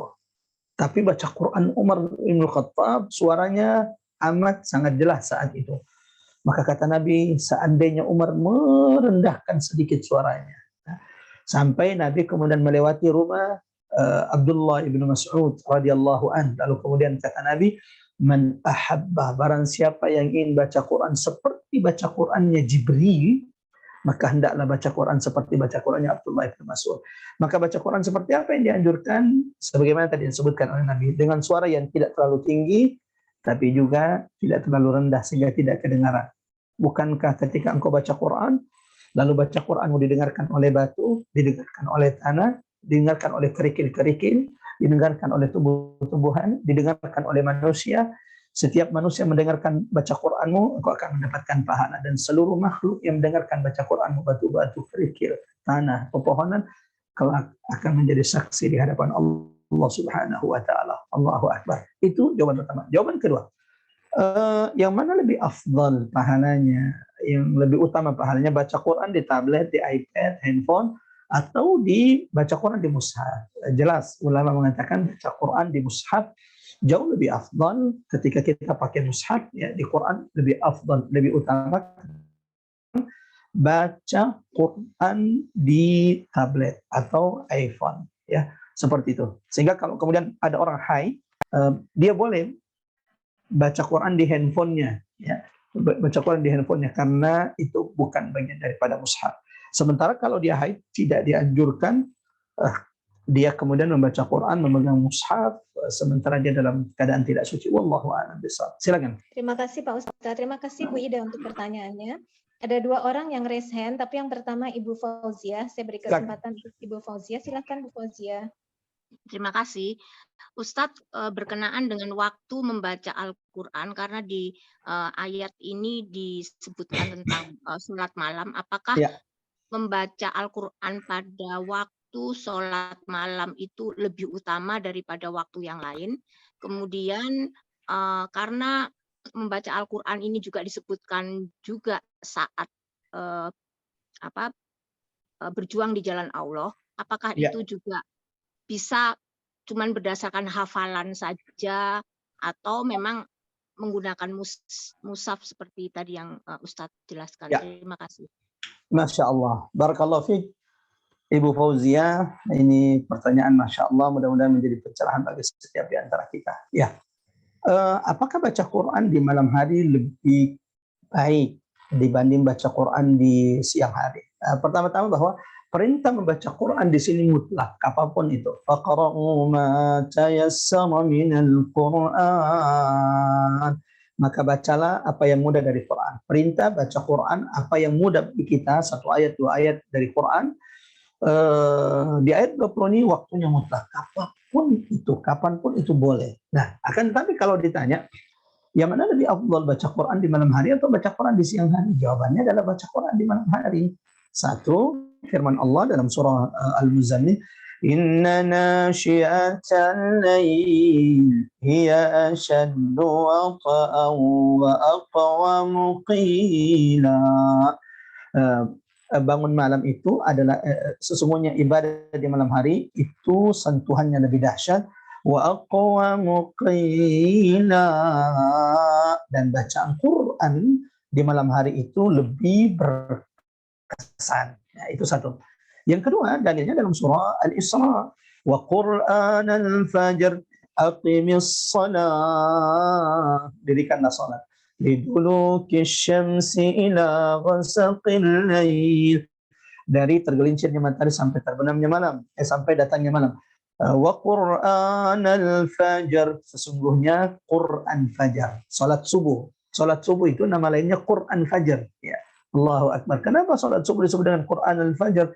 Anjuran, kata ulama, sebagaimana disebutkan oleh Mas Sa'di, memanjangkan bacaan Quran di waktu salat subuh. Inna Quran al-fajr kana mashhuda. Ya, apakah kemudian harus ada mushaf atau boleh membaca Quran dengan bacaan kita? Jangan rahmat Allah, boleh dua-duanya.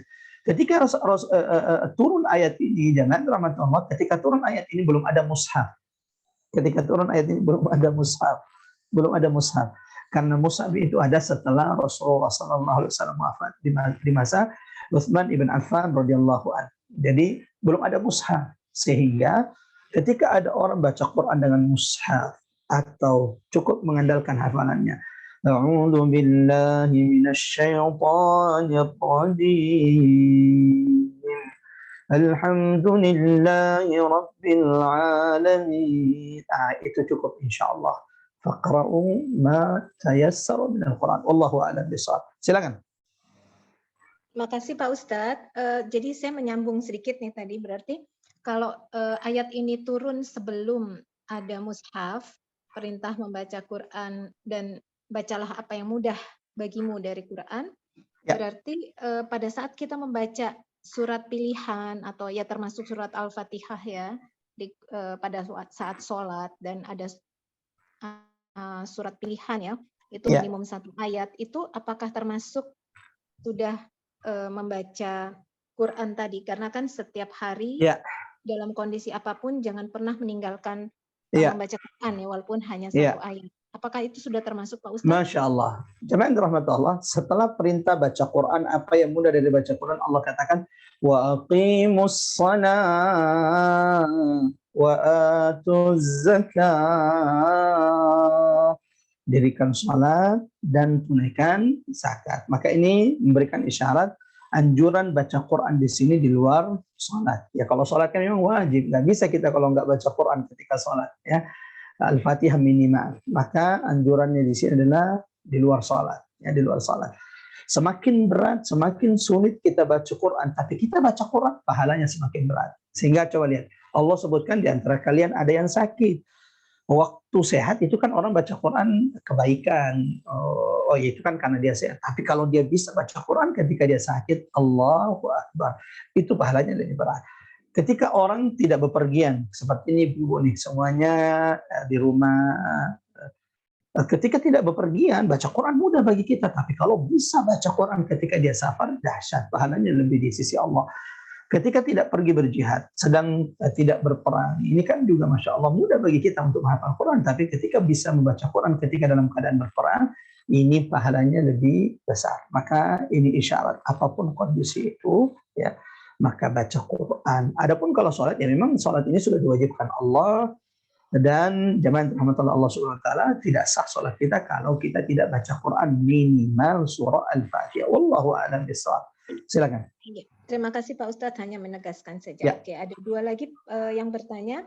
Ada Ibu Silakan. Yayu dan Ibu Susniwan. Ibu Yayu lebih dahulu. Silakan Bu Yayu.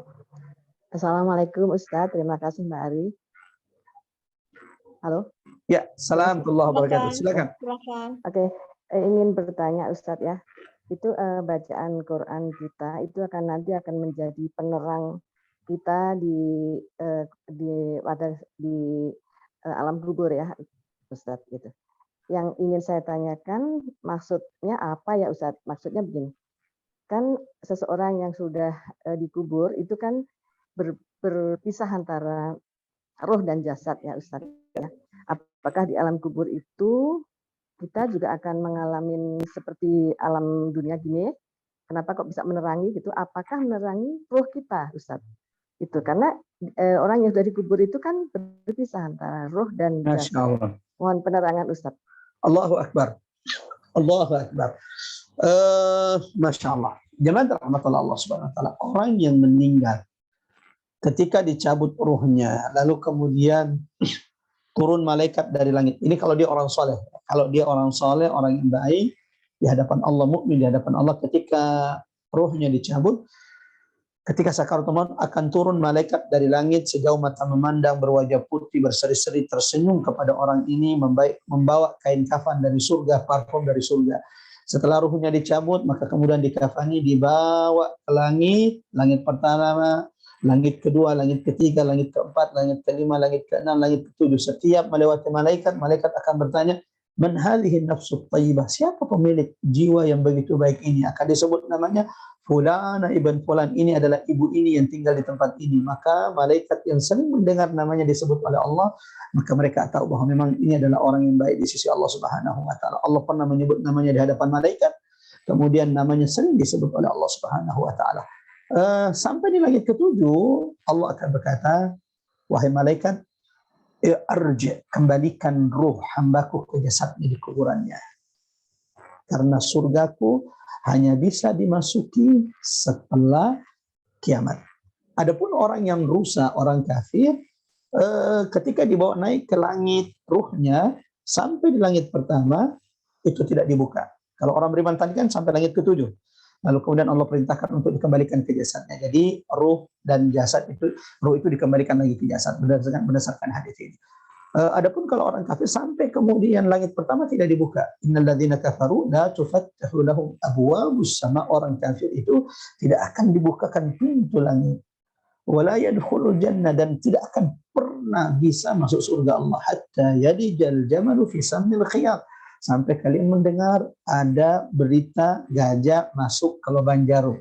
Kalau sudah mendengar berita itu berarti baru ada harapan bagi orang kafir itu, dibukakan pintu langit Allah dan ada harapan bagi mereka untuk masuk surga. Nah, setelah tidak bisa terbuka pintu langit, Allah juga perintahkan untuk dikembalikan ruhnya ke jasadnya. Berarti setiap manusia itu akan dikembalikan ruhnya ke jasadnya. Lalu mulailah ia ditanya oleh malaikat, man rabbuka, ma kitabuka, man nabiyyuk, itu ditanya. Dan yang mampu membuat kita menjawab adalah, dan ini disebut dengan fitnah kubur, fitnah ujian dalam kubur. Allahumma inni a'udzubika min adzabi jahannam wa min adzabil qabri, azab wa min fitnatil. Jadi azab dan fitnah. Fitnah kubur itu adalah ketika kita lolos ujian menjawab pertanyaan-pertanyaan malaikat. Jamaah rahmatullah, apa tadi maksudnya bahwa Quran itu akan menjadi penerang di kuburan kita? Jamaah rahmatullah, tidak ada orang, saya, ibu-ibu yang rahmatullah, ketika kita meninggal, tidak ada manusia setelah dia meninggal kecuali kubur itu tiba-tiba akan menghimpit dia. Setelah dia ditanya, kalau dia bisa menjawab, maka kuburan itu dilapangkan oleh Allah. Lalu Allah akan berkata, wahai malaikat, bukakan, terangi kuburnya, jadikan kuburannya itu terang. Jadikan kuburannya seakan-akan berada di taman-taman surga Allah. Jadikan hamba ini, dia ada di kuburannya, tapi dia bisa melihat tempatnya di surga. Jadi dia ada di kuburannya, merasa ada bau surga sudah terasa di kuburannya, segarnya surga sudah terasa di kuburnya, dan dia bisa melihat di pagi hari dan di sore hari tempat tinggalnya di surga Allah Subhanahu Wa Taala. Ini kalau orang beriman. Adapun kalau dia orang kafir, setelah tadi kan tidak ada orang kecuali pasti dihimpitkan kuburnya.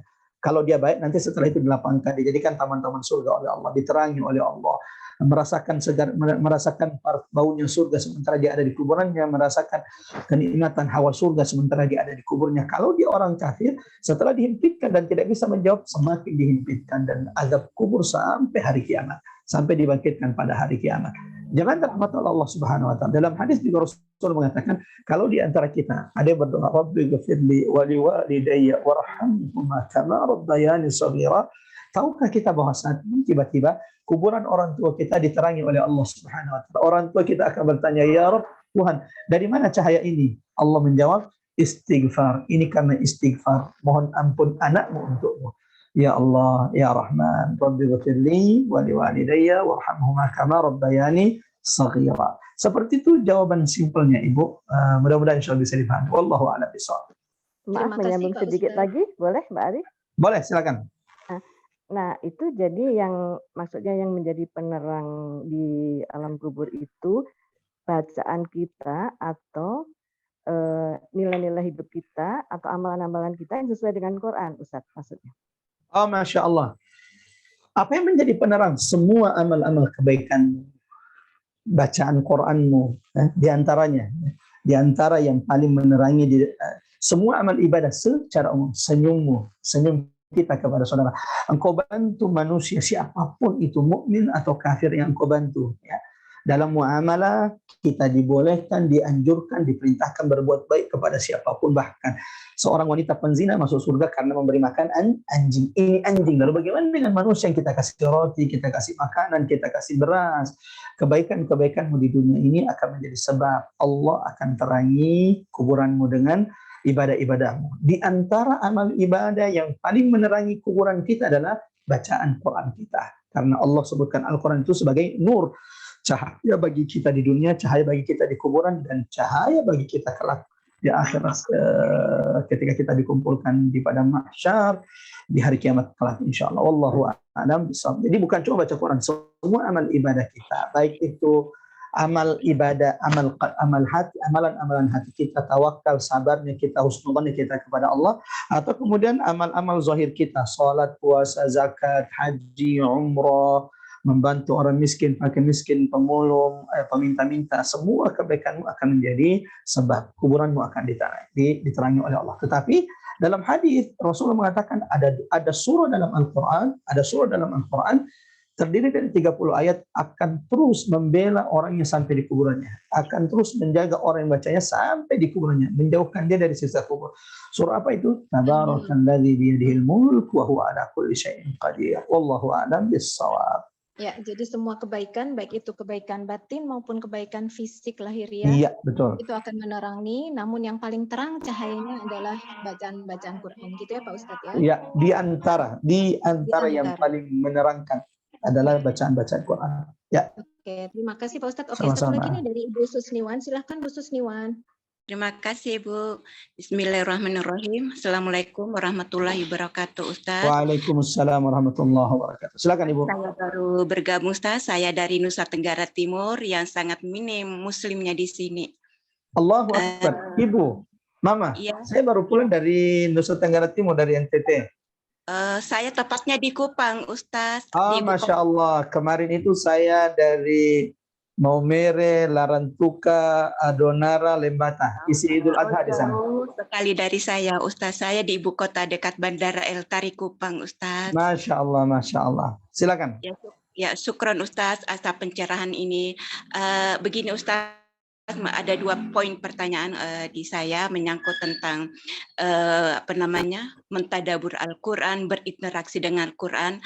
Selama ini setelah saya memperingatkan kepada diri saya bahwa saya harus menghafal Al-Quran, saya tidak lagi tadarus tetapi sambil menghafal dan muraja itu saya lakukan, tidak lagi duduk untuk baca Al-Quran seperti yang lainnya. Jadi saya sekarang kondisi mana yang lebih utama Ustadz, menghafal atau tadarus? Itu yang pertama. Yang kedua, pada kondisi wanita haid atau datang bulan, apakah wanita tersebut dapat maksudnya melanjutkan lagi hafalannya atau cukup pada saat dia bersuci selalu murajaah dari hafalannya itu Ustaz? Syukron Ustaz. Wa iyyak Ibu, Masya Allah, barakallahu fi. Jemaah rahmatullah, yang mana lebih afdal?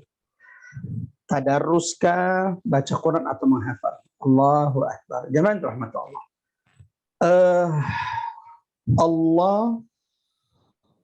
di dalam Al-Quran, sebagaimana Nabi Muhammad SAW dalam hadis menjelaskan kepada kita bahwa ada beberapa cara yang harus muamalah yang harus kita lakukan bersama Quran. Dan ini harus punya porsinya masing-masing. Sehingga kalau ditanya yang mana lebih afdal, tidak semuanya punya keutamaannya masing-masing. Di mana setiap muslim setidaknya ada waktu bagi dia untuk baca Quran. Karena baca Quran ini, Masya Allah, memiliki keutamaannya tersendiri. Apa keutamaan tersendiri dari bacaan Quran? Setiap hurufnya 10 kebaikan. Jadi kalau niatnya untuk mengejar pahala Quran, pahala baca Quran, mengumpulkan pahala, maka baca Quran yang terbaik. Karena setiap satu huruf 10 kebaikan. Akan tetapi jemaah rahmat Allah, kita juga perlu ada waktu untuk bisa menghafalkan ayat-ayat Allah. Kalau kita bisa mengingat perkataan manusia, lalu bagaimana mungkin kita kemudian tidak punya waktu, kemauan, semangat untuk menghafal ayat-ayat Allah. Walau perlu diingat, tidak semua orang direzekikan hafal 30 juz. 100.000 sahabat Nabi terakhir yang haji wada, hanya sedikit di antara mereka yang direzekikan Allah untuk bisa hafal Quran 30 juz. Tapi mohon dicatat baik-baik, semua sahabat mengamalkan Quran, semua sahabat semangat mendakwahkan Quran, semua sahabat semangat mengeluarkan hartanya untuk Quran. Nah, sehingga bukan hanya untuk dihafal, tidak cukup sampai di sini. Quran itu yang paling penting Allah turunkan Quran ini agar dia menjadi huda, petunjuk, pedoman hidup bagi kita, petunjuk bagi kita. Dan Quran itu mustahil kita bisa jadikan pedoman, mustahil Quran itu diamalkan kalau kita tidak fahami ayat-ayat Allah. Maka disinilah pentingnya tadabbur, mengkaji tafsir ayat-ayat Allah, sehingga ini harus punya porsinya. Bahayanya nanti kalau orang itu cuma fokus baca Quran dan memperbanyak hafalannya, akan muncul para penghafal Quran, orang-orang yang bagus baca Qurannya, tapi kalau diajak berdakwah di jalan Allah tidak akan mau. Kalau nggak jelas budgetnya, bayarannya berapa dulu, kalau nggak jelas saya nggak mau.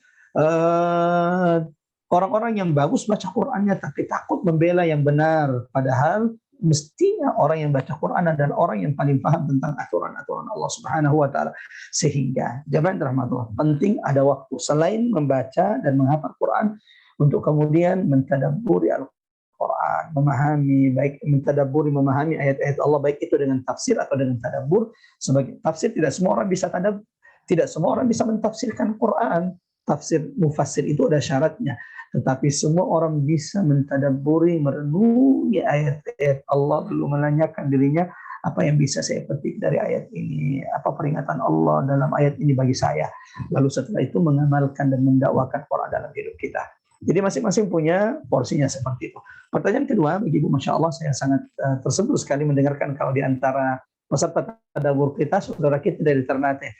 Salah satu hikmah di balik pandemi ini, Allahu Akbar, kajian kalau offline ya belum tentu saudara kita ibu yang dari NTT bisa mengikuti tadabbur Quran kita. Mudah-mudahan ini jadi pahala bagi setiap jamaah dan pengurus Majelis Taklim Rabbani dirahmati oleh Allah. Bagi seorang penghafal Quran, jamaah dirahmati, ya, dimakruhkan, tidak dianjurkan orang yang sedang haid untuk memegang Quran. Tetapi khusus bagi wanita-wanita penghafal Quran, menurut ulama, terlebih apabila kemudian masa haidnya dia itu lumayan lama, maka ulama memberikan keringanan khusus bagi penghafal Quran untuk kemudian memegang mushaf ketika ingin mengulangi hafalannya, takut kalau kemudian kelamaan tidak baca Quran itu akan menghilangkan hafalannya. Tapi hari ini Masya Allah, sebenarnya ada cara untuk keluar dari khilaf, ya. Artinya ini disepakati ulama boleh. Apa itu tadi yang dikatakan ibu-ibu, yaitu baca Quran lewat aplikasi, lewat handphone, lewat iPad kita atau tablet, maka itu dibolehkan, baik wanita yang bersih atau kemudian sedang haid. Adapun kalau kemudian dia haid, maka dianjurkan untuk tidak memegang mushaf. Dan sebagian ulama memberikan keringanan rukhsah bagi para penghafal Quran. Ditakutkan kalau kemudian hafalan Quran itu akan hilang kalau dia lama untuk tidak beroja. Wallahu a'lam bishawab. Seperti itu kira-kira jawabannya, Bu. Barakallahu fiik. Silakan. Terima kasih Pak Ustadz. Oke, ini mungkin pertanyaan dari saya. Mudah-mudahan ini masih bisa dijawab oleh Ustadz. Terakhir nih Pak Ustadz. Ya, silakan. Jadi kita sudah mentadaburi tiga surat ya Pak Ustadz yang sesuai dengan urutan turunnya. Ya. Yang pertama surat Al-Alaq, kemudian surat Al-Mudaththir, kemudian surat Al-Muzammil. Hubungan antara surat Al-Alaq dengan Al-Mudaththir waktu itu kalau nggak salah Ustadz sempat informasikan di mana kalau di Al-Alaq itu Rasul masih berada di comfort zone karena fokus untuk menuntut ilmu dan beribadah untuk diri dan keluarganya dan orang-orang terdekatnya dia, lingkaran inner circle aja. Nah, begitu surat Al-Mudaththir itu diingatkan oleh Allah untuk keluar dari comfort zone, untuk meninggalkan nyamannya, kenikmatan dunia, termasuk dunia yang nyaman untuk dia, agar mulai berdakwah gitu. Dan di surat Al-Mudaththir itu ada 6 prinsip dalam berdakwah ya, atau nasihat bagi pendakwah. Nah, yang saya tanyakan hubungannya lagi surat Al-Mudaththir dengan Al-Muzammil nih, karena di Al-Muzammil itu ada bekal untuk pendakwah, kalau nggak salah ini ada 7 ya. Nah, apakah 7 ini merupakan bekal, karena di surat Al-Mudaththir disebutkan sebagai pendakwah itu banyak sekali mendapatkan cobaan. Nah, itu jadi saya lebih ingin ditegaskan lagi hubungan dari mulai Al-Alaq, Al-Mudaththir dan Al-Muzammil gitu ya, sebagai ini supaya ada benang merah, supaya menjadi pengingat untuk kita semua ya, terutama jamaah Majelis Taklim Robani. Terima kasih Pak Ustadz. Ya, barakallahu fiik. Mbak Ari, seluruh jamaah Majelis Taklim Robani rahmatullah Allah. Allahu Akbar. Ada 4 surah yang pertama-tama kali turun kepada Nabi Muhammad. Al-Alaq, Al-Mudaththir, Al-Muzammil, dan Al-Qalam. 3 surah alhamdulillah sudah kita tadabburi. Al-Alaq, Al-Mudaththir, dan Al-Muzammil. Allahu Akbar. Siapapun yang mentadabburi keempat surah ini maka akan mendapati fondasi-fondasi yang pertama kali dikuatkan, ditanamkan Allah kepada Nabi Muhammad dan kepada umat Nabi Muhammad SAW. Yang pertama kali itu adalah surah Al-Alaq, yaitu surah yang berarti ilmu, mengenal Allah Subhanahu wa Ta'ala. Allah Subhanahu wa Ta'ala.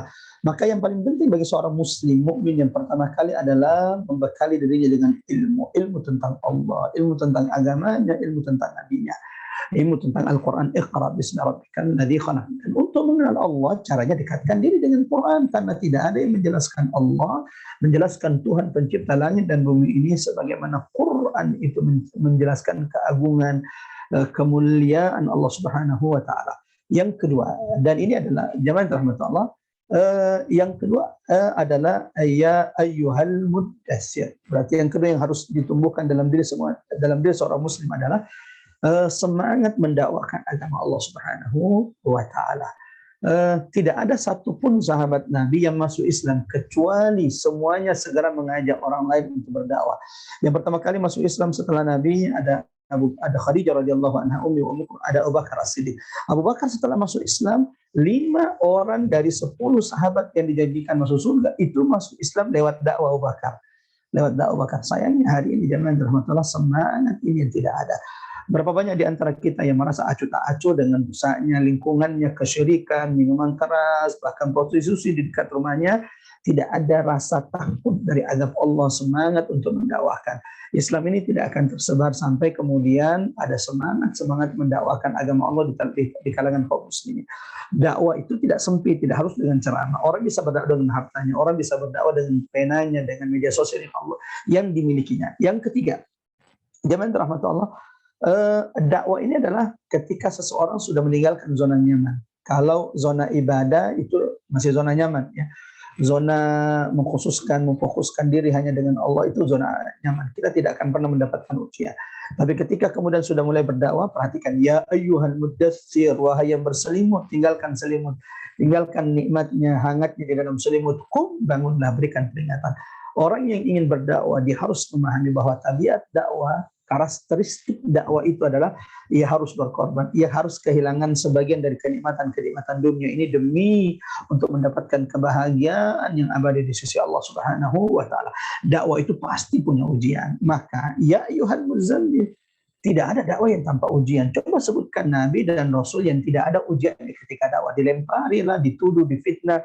Nabi Muhammad SAW tuduhan penyihir, orang gila, kurang akal, dan pemecah belah Quraisy. Semua tuduhan fitnah itu diserahkan kepada. Dakwah itu pasti punya ujian. Maka orang yang berdakwah kalau dia tidak punya bekal, dia tidak dekat dengan Allah, dia akan gugur dari dakwah ini. Baru 1 bulan jadi pengurus majelis taklim sudah berhenti karena merasa kok ini saya sibuk sendiri, kok saya malah kelihatan tiba. Ya jemaah rahmatullah, kalau tidak memahami tabiat dakwah, orang itu akan gugur dari dakwah. Dakwah itu pasti diuji oleh Allah, berat. Sehingga orang itu harus punya bekal. Apa bekalnya? Ya ayyuhal muzammil, qumil laila illa qalila. Bekal terbaik bagi dai itu ada dalam surah Al-Muzammil. Di antaranya adalah ibadahnya kepada Allah. Qiyamul lail, baca Qur'annya juga harus banyak. Kalau ini qiyamul lailnya lemah, baca Qur'annya juga lemah, menggiurkan tawaran dalam dakwah. Ustadz butuh apa di pesantren, kita transfer, tapi jadi pendukung kami nanti ya. Ustadz butuh apa di pesantren, kurang apa nih, tapi jadi pendukung kami nanti, berikan dukungannya secara terbuka. Jemaah rahmatullah Allah, ikhwatal iman azanallahu wa iyyakum ajmain. Sehingga orang itu harus dekat dengan Allah. Ketika ia sudah melihat keagungan Allah, dunia ini mengecil di hadapannya. Itu kira-kira korelasinya. Yang keempat adalah surah Al-Qalam. Ini akan kita bahas insya Allah di tadabbur kita berikutnya. Wallahu a'lam bishawab. Dan mengingat waktu asar yang sudah menjelang masuk, kita mungkin cukupkan sampai di sini. Barakallahu fikum. Karena dirahmati Allah Subhanahu wa taala, sampai bertemu insya Allah di tadabbur berikutnya. Kita akan melanjutkan tadabbur Quran kita di surah Al-Qalam, surah keempat yang diturunkan Allah kepada Nabi Muhammad sallallahu alaihi wasallam. Saya kembalikan kepada host kita, Mbak Ari. Assalamualaikum warahmatullahi wabarakatuh. Waalaikumsalam warahmatullahi wabarakatuh. Terima kasih banyak Pak Ustadz dengan penutupnya tadi. Terima kasih Pak Ustadz. Benang merah yang menghubungkan surat Al-Alaq, Al-Mudaththir dan Al-Muzammil. Dan sebagai penutup lagi kita membaca doa. Ini kebetulan ada titipan doa Pak Ustadz, satu untuk Ibu Nia yang sudah demam ya selama seminggu. Mudah-mudahan kita doakan bersama Ibu Nia yang ikut kajian ini, mudah-mudahan segera diberikan kesembuhan. Dan yang kedua ini kakak iparnya Mbak Tami yang baru saja wafat kemarin. Jadi kakak tertua dari Bapak Ridwan Jamaluddin, suami Mbak Tami, Ibu Ade Zawiyah binti Abdullah Jamaluddin, Pak Ustadz. Ya. Jemaah rahmatullah Allah Subhanahu wa taala, sejenak kita doakan saudara-saudara kita. Ada Mbak Nia, Ibu Nia yang saat ini sedang diuji oleh Allah dengan penyakit, sudah 7 hari demam. Mudah-mudahan insya Allah tahurun ini menjadi pembersih atas setiap khilaf yang pernah dilakukan. Mudah-mudahan saat ini Allah sudah membersihkan, menggugurkan, meninggikan derajat Ibu Nia dengan ujian yang Allah berikan kepadanya. Kita doakan Mbak Ibu Nia yang saat ini sedang sakit. Allahumma ya Rabban nas, adhibil ba'sa ishfi anta syafi shifaan la yughadiru saqaman wala alama. Ya Allah ya Rahman, setelah kami duduk bertadabbur, mendekatkan diri kepadamu dengan mentadabbur ayat-ayat-Mu. Ya Allah, jadikan ini sebab Engkau dengarkan, Engkau terima, Engkau ijabah doa-doa kami. Untuk saudari kami Ibu Nia yang saat ini sedang terbaring, sedang sakit, sedang Engkau uji dengan penyakit. Ya Allah ya Rahman ya Rabban nas, wahai Tuhan manusia, Engkau yang Maha Kuasa menurunkan penyakit, Engkau juga Maha Kuasa mengangkat setiap penyakit. Kami memohon, bermunajat, meminta kepadamu ya Allah, angkat penyakitnya, sembuhkan ia dari sakitnya ya Allah, kesembuhan yang tidak meninggalkan lagi rasa sakit. Ya Rabban nas ya Arhamar Rahimin.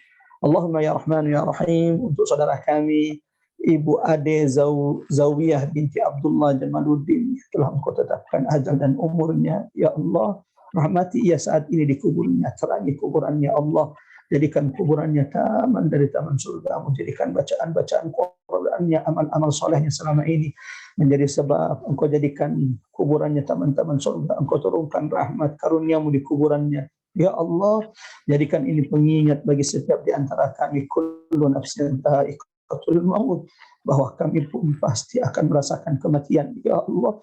Jadikan setiap berita-berita kematian yang kami dengar menjadi tadzkirah, pengingat bagi kami, agar kami juga senantiasa mempersiapkan diri kami ya Allah. Dan jangan matikan kami ya Allah, kecuali Engkau matikan kami dalam keadaan husnul khatimah. Rabbana ighfir lana wa liwalidina warhamhuma kama rabbawna shighara. Rabbana atina fid dunya hasanah wa fil akhirati hasanah wa qina adzabannar. Wa sallallahu ala Muhammad wa ala Muhammad walhamdulillahi rabbil alamin. Wassalamu alaikum warahmatullahi wabarakatuh. Amin ya rabbal alamin.